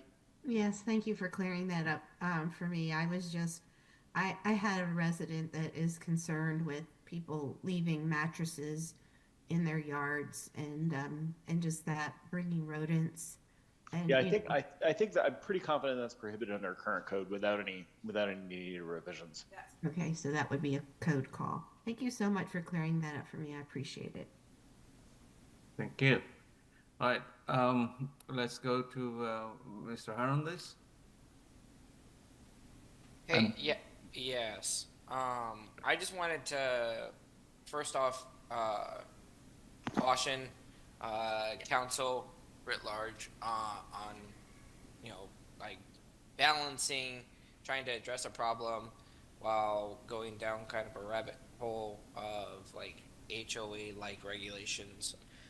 And I only say that from the perspective that I don't know, I think I have an issue kind of balancing out like the personal liberties of what people can have in their yards.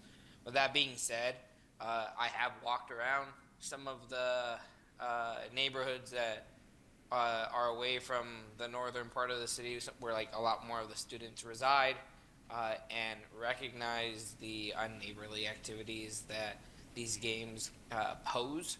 I think I was there a couple weekends ago when it was warm, and I saw exactly what my colleague, Council Member Rigg, was talking about, and I hesitate, but I will support. I just want to make sure that we're very careful when we choose to take these options. But it sounds like Councilmember Rigg has historically tried to address this through other means, and it has just been unsuccessful despite all the efforts. So from that perspective alone, I mean, I appreciate like his continued advocacy, but I just everyone know that I don't necessarily think we should always go to this as a first step.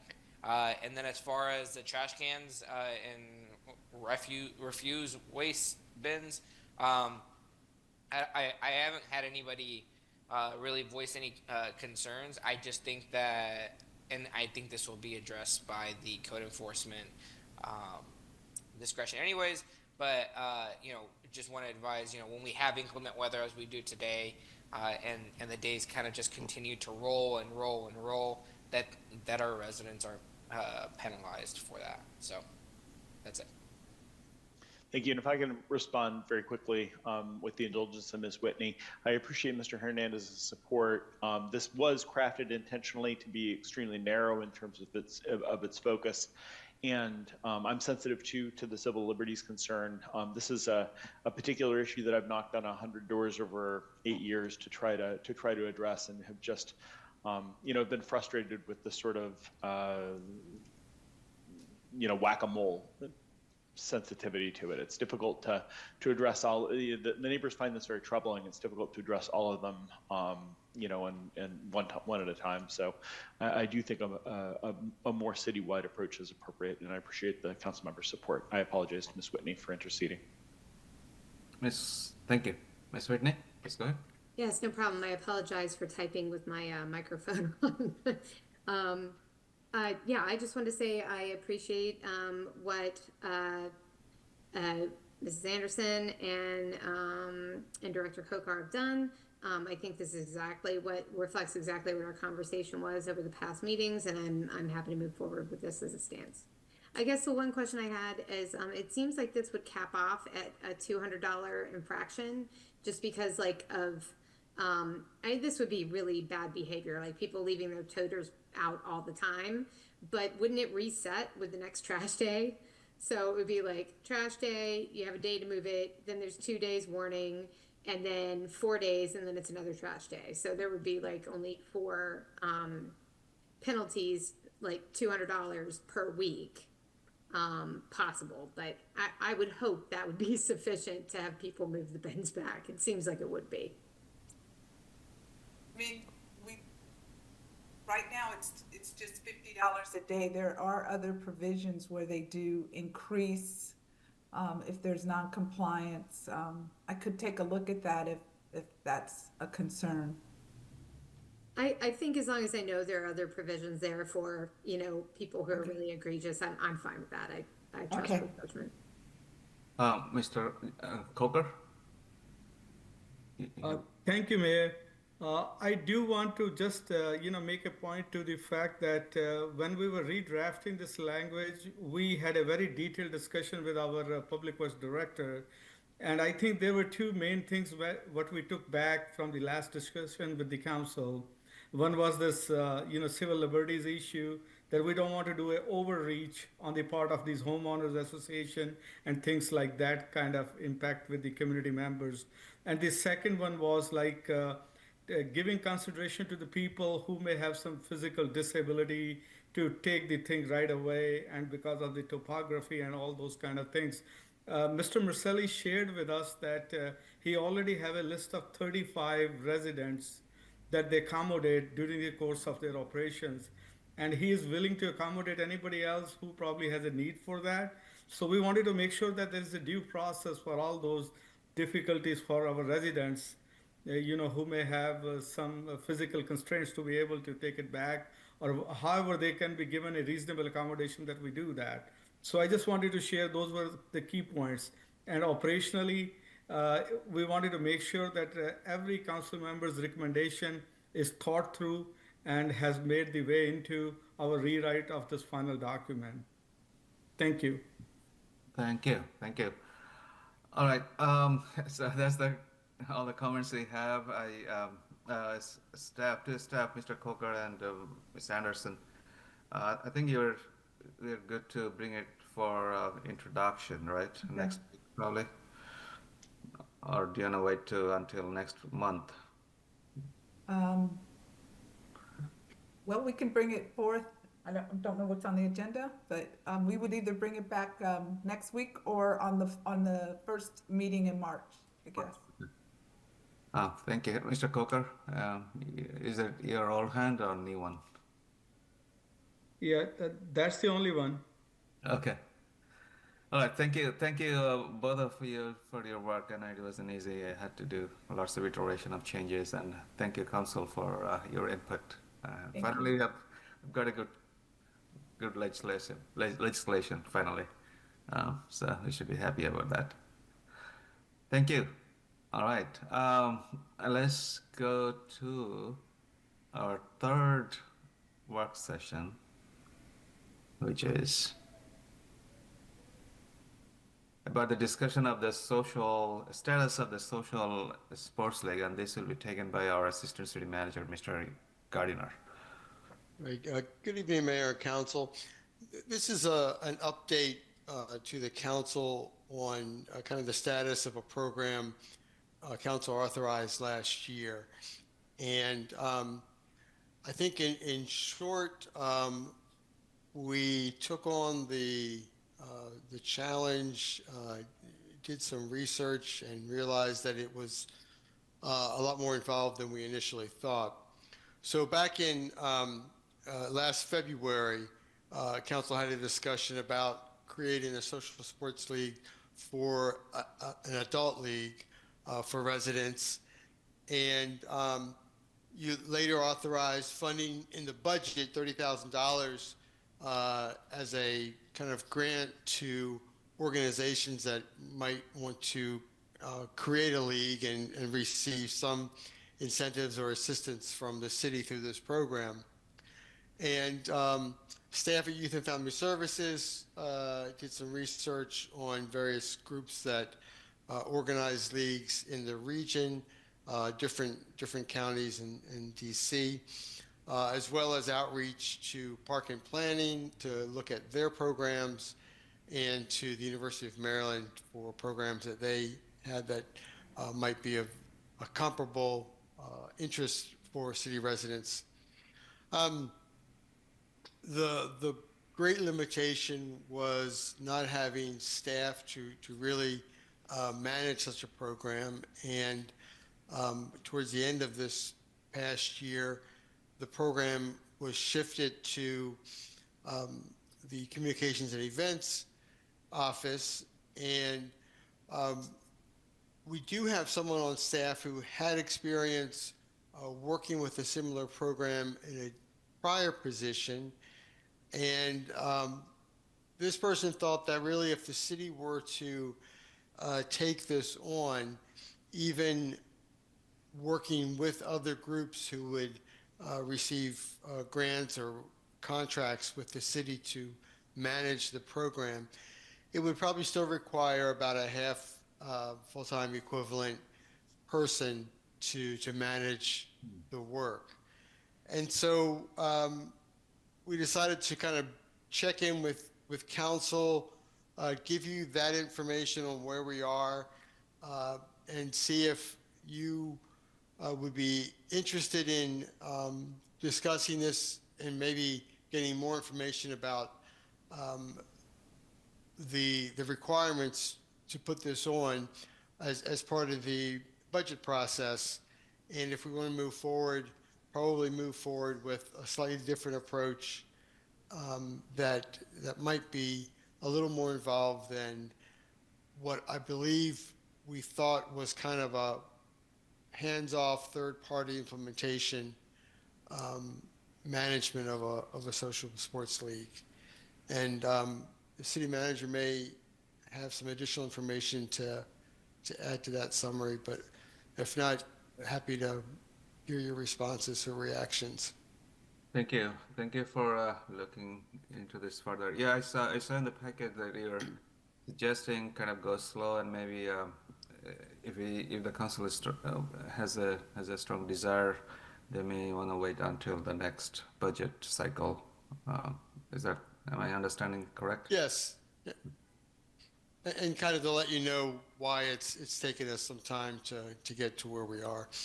Thank you. Before I give it to my council colleagues, Mr. Young, do you have any further comments? I'll just add, I think Mr. Gardner hit on it, the topic a little bit here, and it really has to do with, what are we really staffed to do? What was our staffing like to be able to take on these additional services? And, at some point we have to be able to say to council, there are some services we really are not capable of just taking on with the existing staff we have. And I think this is a prime example of where we are really stepping out of our wheelhouse or have the staff on board to really handle what we've been asked to do. And, occasionally I have to come back to you and tell you that's the case. And then this is really what staff is saying from both communications and special events, as well as family services, that we're really not set up to really do this program. But we have been charged with council to try and make something work. I asked Bill to bring this forward and let council know where we are. If council's desires is still for us to push forward, I would be helpful to know that. If it's council's desire that it's not necessarily the highest priority right now, it would be helpful to know that as well. Thank you. All right, let's go to the council now, starting with Dr. Esters first. Thank you. I appreciate the feedback here about what can and cannot be done.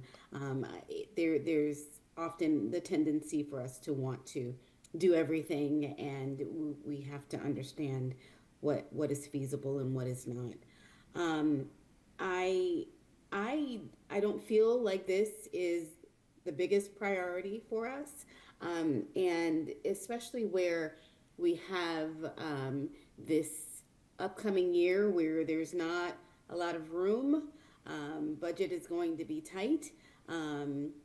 At a number of levels, I'm not sure that the specific focus on developing sports leagues is most important. However, I do think that services around health and wellness are important, and I think in some of the challenging times that we are starting to face will actually be that much more important for people to have access to. So I don't know if we can just continue to look at opportunities to connect and offer opportunities or discounts and partnership with other areas like UMD's Recwell department, and offering things to residents of the city that they can truly take advantage of. So I would be in support of shifting our focus a bit so that it doesn't require so much time and effort and resources from the city that we really don't have, but we can still offer something. Thank you. Council Member Hernandez next, and then Ms. Whitney, and then Mr. Hill.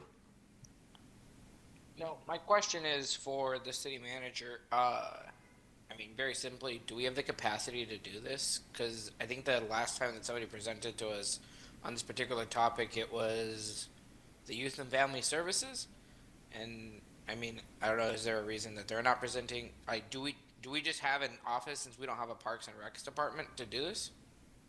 We, as you know, we don't have a Parks and Rec department, and quite frankly, our residents already pay through Maryland Park and Planning their taxes to have services like this provided through our recreation department. So I almost, sometimes I think, not to be critical, but sometimes we take on a number of additional services that our residents are already paying for because we may be able to do it better. And in this instance, if we had more fields that we controlled, that might be a little bit different conversation that I'd be having with the council. Until Duval Field is actually renovated, we only have one other large field that is next to the Calvert School field, very few fields that we actually have control over in College Park. So there are a couple elements to this as well. It doesn't preclude us from working maybe more closely with UMD or Park and Planning. And as you see, UMD is a very large institution, and they've struggled with providing some of these sports as well. And they have fields, but there's also the challenge of those fields also have to be serviced, and there's only certain times that those fields can be serviced, particularly the UMD fields, and leave those open for use by our residents. So there's a number of things that are kind of at play here. Are we equipped for it? We are not. Yeah, so I think I recently got our little packet from the county that has a number of different activities to include youth sports, adult sports, and I think my mom is going to be doing the craft project, right, for her age group. I think the county has a pretty sufficient program that supports our residents, and I think we should really take advantage of every tax dollar that we give the county. Super eager to be able to use Duval Field one day for this. Really excited to hear when we do a groundbreaking. Foot stomp. But yeah, like if the University of Maryland hasn't been able to figure this out, because I've never really seen them put together like an external type of program, I just think that I don't want to already tap our already overtasked team with limited resources. So I mean, I would be in support of exploring this maybe sometime in the future when we have grown our capacity, but I don't necessarily see too much interest in doing this at this time. Thank you. Thank you. All right, Ms. Whitney, and then Mr. Hill and Mr. Rick, and Ms. Mackey. Thanks. I'll be brief. The last time that I recall we met in June 11th, 2024, when we talked about this, we were advised that we should pursue either something with Recwell or with UMD School of Public Health. And I just wonder what happened with that, like why that didn't work out, that wasn't feasible for some kind of partnership, or is that just something? Yeah, I'll leave it at that. Generally, I agree with everything else my colleagues have said thus far, so that's just my question. Yeah. Staff did have conversations with both Recwell and with the School of Public Health. There was some conversation about perhaps creating a program that would essentially be a course where a group of students would be charged with that semester organizing a sports league, maybe one sport for the city. I'm forgetting the name of the type of class that would be. It's sort of like a group thesis project. I don't know how far that went in terms of it being organized at the university side, but it seemed like it wasn't kind of a more permanent structure that we would have been very comfortable doing.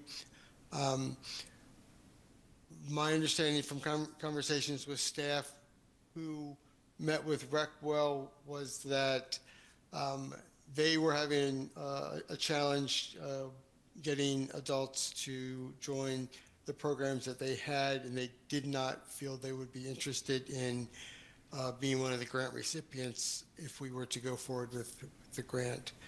So in short, it wasn't a good fit at the time that we approached them. Okay. Thanks for the update. All right, let's go to Mr. Hill and Mr. Rigg and Ms. Mackey. It's, thank you very much. So I'd be in support of pursuing this down the road after Duval Field is completed. I think we have other priorities that are more important right now, and budgetary issues that we need to address more seriously. And I'm also aware that the challenges of doing something at the university. Every few years it pops up where they want to utilize either golf course, whether it's the University of Maryland golf course or the municipal golf course for overflow of refuse. So I think that we need to focus on this when we have the ball field completed, where it's an option for us to control it. And perhaps reach out to with the other organizations that will become regulars users of the field to incorporate a more fun league with the residents versus their leagues. Incorporate into that or what have you. So that's my bit. Thank you. And let's go to Mr. Rigg and then Ms. Mackey. Thanks. I'll be brief. Quick question for you, Mr. Gardner, or you, Mr. Young. Has the city heard from any leagues in the area expressions of interest about participating in this kind of activity with the city of College Park? I'm going to have to get back to you on that unless Mr. Young has an answer. Yeah, I'm trying to recall. I believe there was only a few leagues that were running, and that was back when Kaisha from Family Services was working on the project, that were interested in potentially putting a bid to run programs. I think the main issue for us there was the number of options that we have for controlled space for fields. So we had very limited places to be able to offer them that we controlled. So most of them weren't really that interested, if I recall it, but I could double check and get back to the council on that. Okay. Yeah, I think that would be helpful. And I'm wondering if there's a space that the city can occupy in elevating the sorts of things that are in alignment with this that are available in the area. So, for example, I over the summer participated in a Recwell Adult League volleyball team, which was great fun, and I actually thought was derivative of the City of College Park's program. I was excited to participate in a City of College Park program, not knowing that it had no City of College Park participation. So it was something that organically had bubbled up from Recwell as a point of engagement with the surrounding community, and I totally fell for it, and had a lot of fun playing volleyball with a former City Council member, Mr. Brennan, on the team. We did okay against some tough competition that was in most cases a little bit to a lot younger than we were. But in any event, it sort of underscores my point, which is I think perhaps a way to be able to address this policy goal is to really raise the degree of awareness that our residents have of surrounding opportunities that are aligned with this. So I think this concept rose from a prior city council member in part as an observation that economic development in the summer could be elevated with drawing people to the city of College Park area to participate in things like this. People tend to go out to eat or drink with each other after games and things like that, but also that it can be a source of community building and health building. And so, while it may be impracticable at this time for the city to have its own program for the reasons that you describe in the memorandum, I would note that there are existing opportunities, and I don't think that they're particularly well known. I happen to hear about this volleyball league through a friend. I'm not sure it was advertised particularly well to the broader community. I know that PG Park's adult leagues are many, but they tend to be very buried on what, in my view, is a pretty poor website, including those that are at the College Park, the Lakeland College Park Community Center that happen, regularly. You really have to know what you're looking for, and in most cases have to walk into the community center to inquire about them. And that's just not how our residents, would choose to find out about things. In most of the world, you can find out about things, through a web search or through a trusted resource such as the City of College Park, who can provide you with a list of local options. So I'm wondering if maybe that's a relatively low labor intensive way we could continue to play a role in this area. I do think there's value there, and I think that value was identified by the council member who raised this as an option and advocated for this being in our city budget. But I'm also very sensitive to the statement by city staff that this just does not fit well within our mission space, and that it's difficult to address from a strategic perspective. So I'm still hoping that there's something we can do, but I agree that it seems impracticable at this point to press ahead with an RFP for a program that we don't feel like we're staffed for or have the capacity to be able to administer. Thank you. Thank you. Thank you. Just a quick response. I think we may have maybe jumped a step ahead and should have started with Councilmember Riggs' suggestion, and then perhaps we do that, and after Duval Field is ready, we've got a better understanding of the resources, the requirements, the desire in the community. We could advance it even further, but that would be maybe another year. So thank you for those comments. Thank you. And there are, in the past, not now, in the past, there used to be a pretty organized community sports group within College Park, especially run by the College Park Boys and Girls Club. They used to run soccer. They still actually do soccer practice sessions, and the lacrosse and others teams actually play, but they're outside of College Park. So maybe, and I know Councilmember Riggi, you and your children, boys, are pretty much active in sports, and you have a passion for it. Maybe we can work together with the community to bring those good old days back in a small way. Thank you. All right, Ms. Mackey. Yes, I want to thank my colleagues on the council that brought up a lot of really good points, and also for the staff for their just candid sharing of thoughts on this. We have an epidemic of obesity, and not only older people but also children, and so sports and the encouragement of activity and things is a very noble calling, and I think something that we all want to support, but also we need to be realistic and also use what's out there and not reinvent the wheel. PG Parks always has this, and John's right, sometimes their website is hard to navigate, but they put out there are different programs, and there's always something in there for older people to do.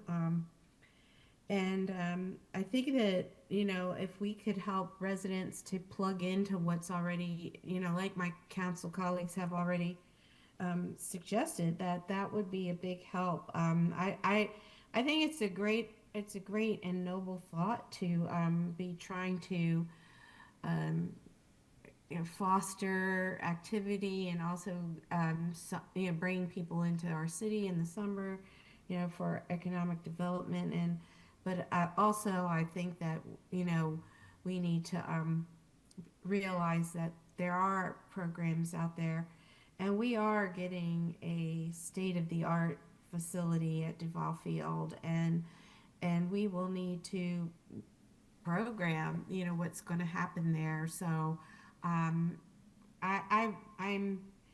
as much as I love the idea, and even though I'm getting older, I have played on different teams, and it's a lot of fun, and it's a lot of community building. I'm in support of the recommendations from staff. So that's my 2 cents for what it's worth. Thank you. Thank you. Mr. Young? Well, Mayor and Council, thank you very much for your candid comments today. I think we have kind of what we need in order for us to be able to move forward. I also just wanted to remind Council, we also have another opportunity that will be coming on board here over the next couple of years with the construction of the North College Park Community Center that will be in the Hollywood Shopping Center. That'll provide some opportunities, some indoor opportunities for programming of different types of activities as well. So we will be having those conversations with Maryland Park and Planning as well on how we could help transform and get our residents involved in different programs. So we'll continue to work toward that, and I appreciate the input and direction. Thank you. Thank you. And there's been some good development going on the North College Park Community Center, and I want to thank the staff and our county council member, Mr. Dernova's office.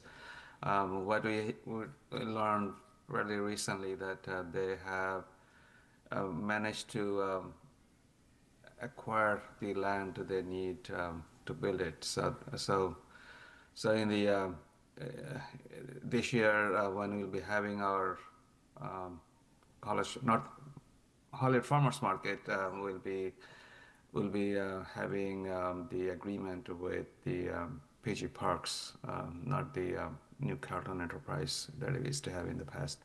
So that is a major development. So I believe in a couple of months the PG Parks will be engaging a consultant. They will be working with the community to discuss the design and go from there. So pretty exciting news, and I appreciate our staff for their hard work. And sometimes things take a long time than we expect, but we have to be persistent. Thank you.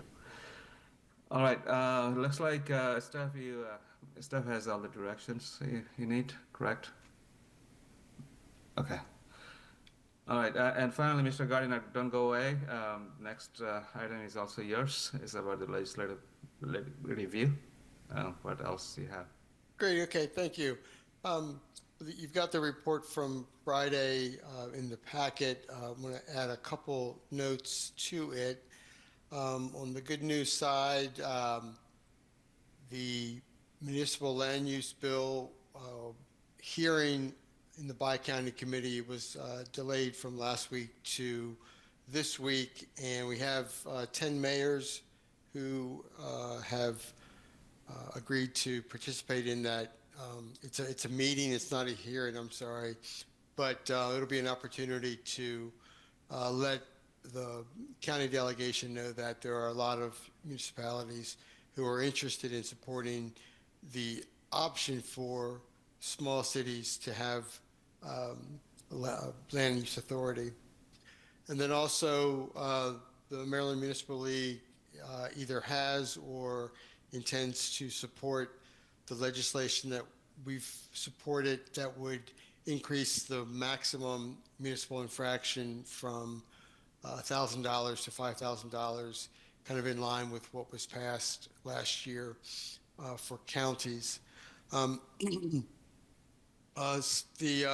lobbyists are tracking a couple bills that didn't make it on this list. One is the parking and bike lanes, there's several bills related to immigration and safe spaces that they are tracking. In your grid folder tonight, you received a letter from CBE, I believe, asking council to support the bottle bill as we have in the past. Unfortunately, it's probably got a bigger hill to climb this year than it has in the past, but happy to provide a letter of support if that's what council wishes to do. And sorry to interrupt. When do you think we should be sending that letter? We can send it, the day after council supports sending it. No. When do you think on the city council when exactly you suggest that we should be sending the letter, or rather approving this letter? If you'd like to do it tonight, you could do it tonight. Otherwise, we can do it at the next meeting. Okay. I'll entertain a motion, actually. Do you need to go to a special session? No, not really. Because this is a regular meeting, right? Right. Okay.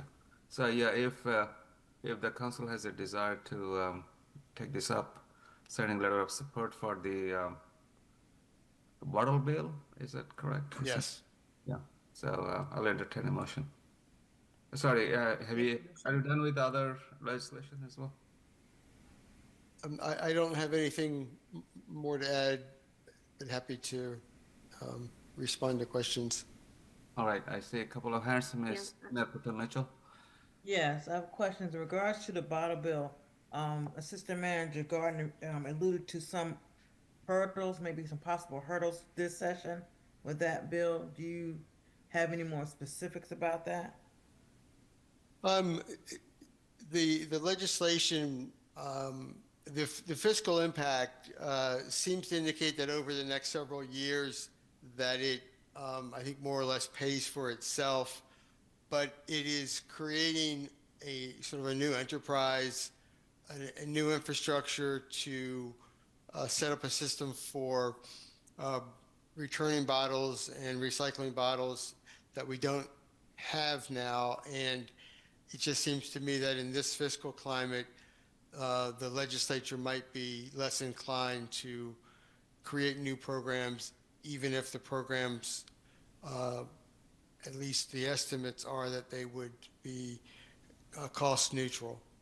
And that's basically the issue.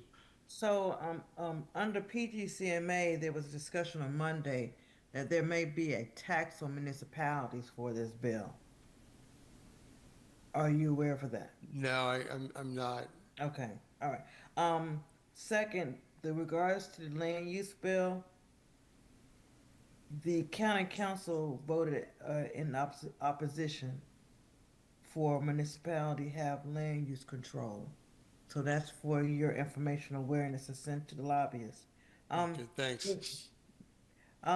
There was a bill that I did ask you about, SB 357, HB 424. What is the title of the bill? The title is the Prescription Drug Affordability Act. This is a way of making sure that prescription drugs are be affordable for everyone in the state of Maryland. I'm sorry. SB 357, HB 424, and you can more than welcome to get back to me, and I'll yield the floor to my colleagues who want to make a motion most likely in regards to the bottle bill. Thank you, Mr. Mayor. Thank you. Let's go with the raised hands first, Dr. Esters and Ms. Whitney. Yes, I did want to go ahead and make a motion for us to send a letter in support of the bottle bill. Second. All right. Further comments? No, I think it's something that we should be supporting. We supported in the past. I think we should continue to support and see what happens with this. Thank you. Because this is an action item, just to follow the rule, I need to go to the audience. So if anyone in the audience wants to speak on this item, please raise your virtual hand. I know Mr. Hussain, you have been raising your hand for a while. I don't think he wants to speak on this one, but I'll let you speak on other items at the end of the meeting.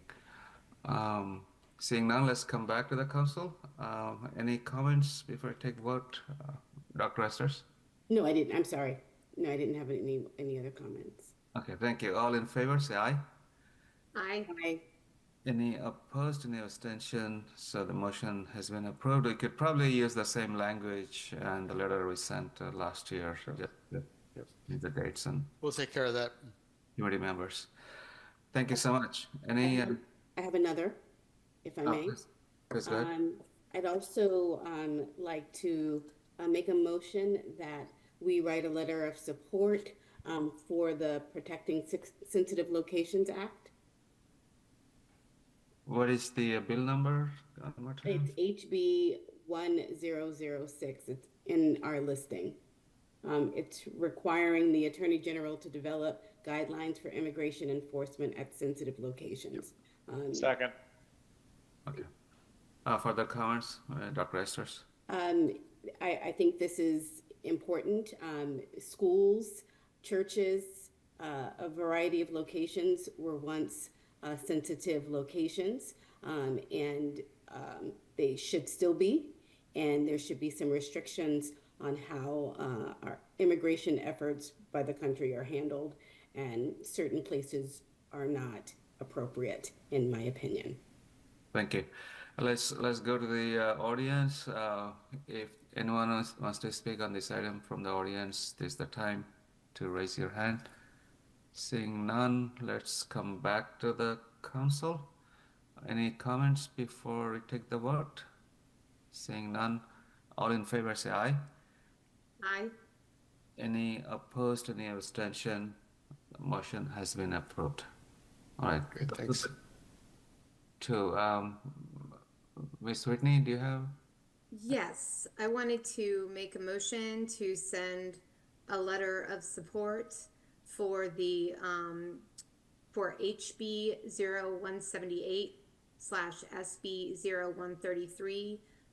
This is the vehicle loss, no stopping. It's the prohibition of stopping, standing, or parking in a bike lane or bicycle path. Second. Further comments, Ms. Whitney? Yes, this is something that I see all the time and that I think is in direct opposition to our goals to get more people safely on their bikes commuting through our cities and out of their cars. And I see on my walk to work all the time, I see people parked in the bike lane. I saw it tonight. It drives me nuts, and I would love to see this passed. Thank you. Let's go to the audience. If you wants to speak, any of you wants to speak on this item, please raise your virtual hand. Seeing none, let's come back to the council. Any comment from the council? Seeing none. Ms. Mitchell, you have a comment on this? Councilor Whitney, could you please repeat that bill number again? Yes. SB 1. It is HB 0178 and SB 0133.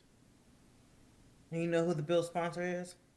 I do not have that in front of me, but I bet I can click on this link that I had and pull it up.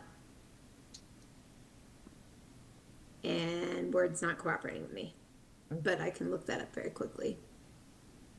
Okay. I'm not opposed, but I just want to make sure I know the bill, understand it, and make sure our lobbyists are making sure they support us in the best way on this letter. Yep. Yeah. They've been informed about that bill. Delegate Guyton is for the House bill, Guyton. And Senator Muse for the bill in the Senate. Okay, thank you very much. Sure. All right, all in favor, say aye. Aye. Any? Aye. Mr. Hill, did you want to speak before the vote? I think I saw your. I did want to speak. I just wanted to say thank you to Ms. Whitney for bringing that up. It's a real problem here in College Park, and I'm glad it's being put into action. Thank you. All right, now let's take the vote again. All in favor, say aye. Aye. Aye. Aye. Any opposed? Any abstention? Motion has been approved. Thank you.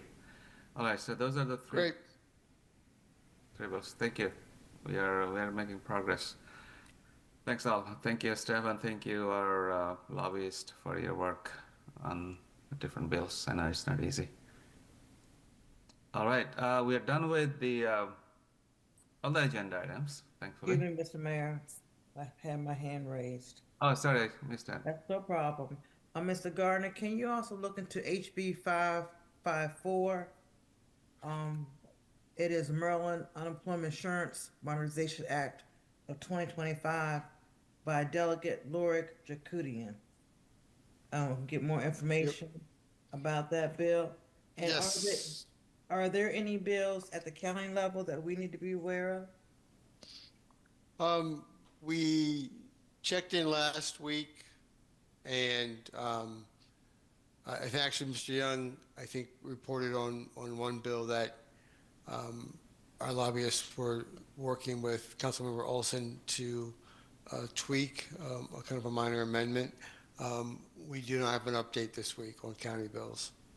Okay, can I ask that you got, between you and whoever is lobbying for us at the county level, please go and look at this past week's bills. There may be one or two that be of an, that we should be weighing in. Okay. Thank you. Thank you. All right, let's move to the next order of business, which is about the request for and status of the future agenda items. I don't think I have seen any application. Anyone has any queries about any agenda items? Mr. Mayor, I'm not going to add it now, but I am intrigued by the statements made by the tenants union this week, and I'll be chatting with after I get more information. I have a little bit of information, but after I get more information, I'll chat with a couple of council members and likely request that it be added to the agenda during next, not to the agenda, but added to the future agenda item list during next session. Thank you. Thank you. Thank you. Thank you for your leadership. I know a couple of our community members, student community members, that raised concerns. Thank you. All right. Saying none, let's go to the comments from audience. Mr. Hussain, do you want to speak on another item? Let me allow you to speak. You have raised your hands for a while. Yes, I would like to just point that, I was going to put some questions in the webinar chat, and it did not allow me the last time also. And this time too, I was unable to just ask questions on the chat, webinar chat. It just it says, hello, do you have a question? But then it says chat disabled at the bottom. So, Mr. Gardiner, are we allowed chat during our Zoom sessions? No, we don't actually. So and we have security protocols in place and why we don't allow that. Okay. Yeah, please do send, if you have any questions, please do send an email. Again, the email is cpmc@collegeparkmd.gov. I'll do that. And I was hoping we can put these bills with the material supporting them for the agenda perhaps next time, for the next meeting, if possible, because it is in session and we have HB 999 also being renewed for the next year. It's for best practices and innovation network in the state. So the things that we have in the proposal for pilot, guideline, and bill directly relate to this bill. And it was extended because the governor did not put together the commission that was required last year.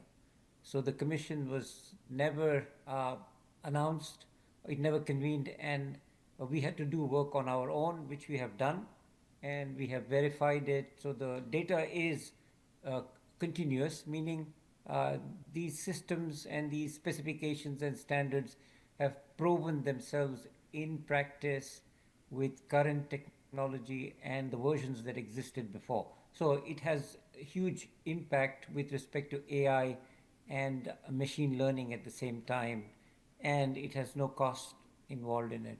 So thank you. Do share the information again through the cpmc@collegeparkmd.gov. Thank you. Thank you for your leadership. Thank you. Work. Appreciate that. All right. Seeing none, let's come back to the council. This is the time about comments from the mayor and council and the student liaison, our city managers. Let's start with District 3, Councilor Rick. Nothing else. Thank you. Mayor Mayor Pro Tem Mitchell from District 4. Does everyone have a good evening and everyone be safe out there tomorrow? Thank you. And stay warm and safe. Councilmember Mackey? Yes, I don't have anything to add. Yeah, thank you. I have two brief announcements. So today we have decided to have this quarter's Four Cities Coalition meeting to be held in College Park. So College Park will be hosting it. And the meeting will be on the 27th of February in the evening, I believe at 7 o'clock. So please mark your calendar because we're the host. And the previous Thursday, I think we'll have a meeting at the PGCMA meeting, so please mark your calendar as well. And tomorrow, our Maryland senators, Chris Van Hollen and Senator Alsop Brooks, they'll be hosting a telephone town hall about the latest situation surrounding the employment issues for the federal workers in the area. So if you just Google it, I think you'll find it. It's very easy to find the links. So those are the announcements I have. I'm sorry, Mr. Mayor, I did have an announcement I forgot to make. Last week I attended a meeting on behalf of the mayor for the Mayor's Alliance on Hunger for Children. It was approximately 125 mayors from across the United States talking about ways how to support our scholars and making sure that they have a healthy start to their day, as well as supporting their families with food insecurity. So there will be more to report out at the next meeting in the month of March. Thank you, Mr. Mayor. Thank you. Thank you for attending. I was under the weather. Couldn't make it. Thank you. Let's go to Councilmember Whitney. Thank you. I'll just mention that the University of Maryland has announced that they are going to be closed tomorrow due to the weather. Thank you. And Councilmember Dr. Esters. Yes. Mr. Hill. Yes. And Mr. Hernandez, finally. Yeah, I just wanted to quickly remind anybody if you're interested in helping out with the Neighbors Helping Neighbors program, please reach out to the website nhnTACCP.org or the coordinator at nhn-cp.org by emailing them to help out some of your neighbors and plowing the snow. Please stay safe and stay warm. Thank you. Let's go to the student liaison. Miss Art, are you still there? I'm here. Sorry, I had a lot of issues earlier, but I also wanted to announce that there's no school tomorrow, and I hope everyone stays safe. Absolutely. And I think I also saw Miss McDonald. She is still around. She's not probably there anymore. All right, let's go to our city manager, Mr. Young. Do you have final thoughts? Just real quick, since UMD is closed tomorrow, we are going to be open. We will need all the staff we can to deal with our neighborhood issues after seeing kind of what is occurring now around me. But also the federal government, they will be open with a 2-hour delayed opening. So we will be here. We'll be ready to serve the residents, and we ask that residents please keep in mind that we will have crews working out all through the night into the morning, getting our streets clear and our sidewalks clear. And please do your part by clearing your sidewalk and your driveways as well. Thank you. Thank you. All right, at this time, I'll entertain a motion to adjourn. Any motion? So moved. So moved. Oh. Second. Moved by Dr. Esters and seconded by Mr. Hill. I heard a couple of voices. All in favor, say aye. Aye. Any opposed, any abstention? We are adjourned. Good night, College Park. Stay warm and safe. Thanks, everyone. Thank you. Thank you.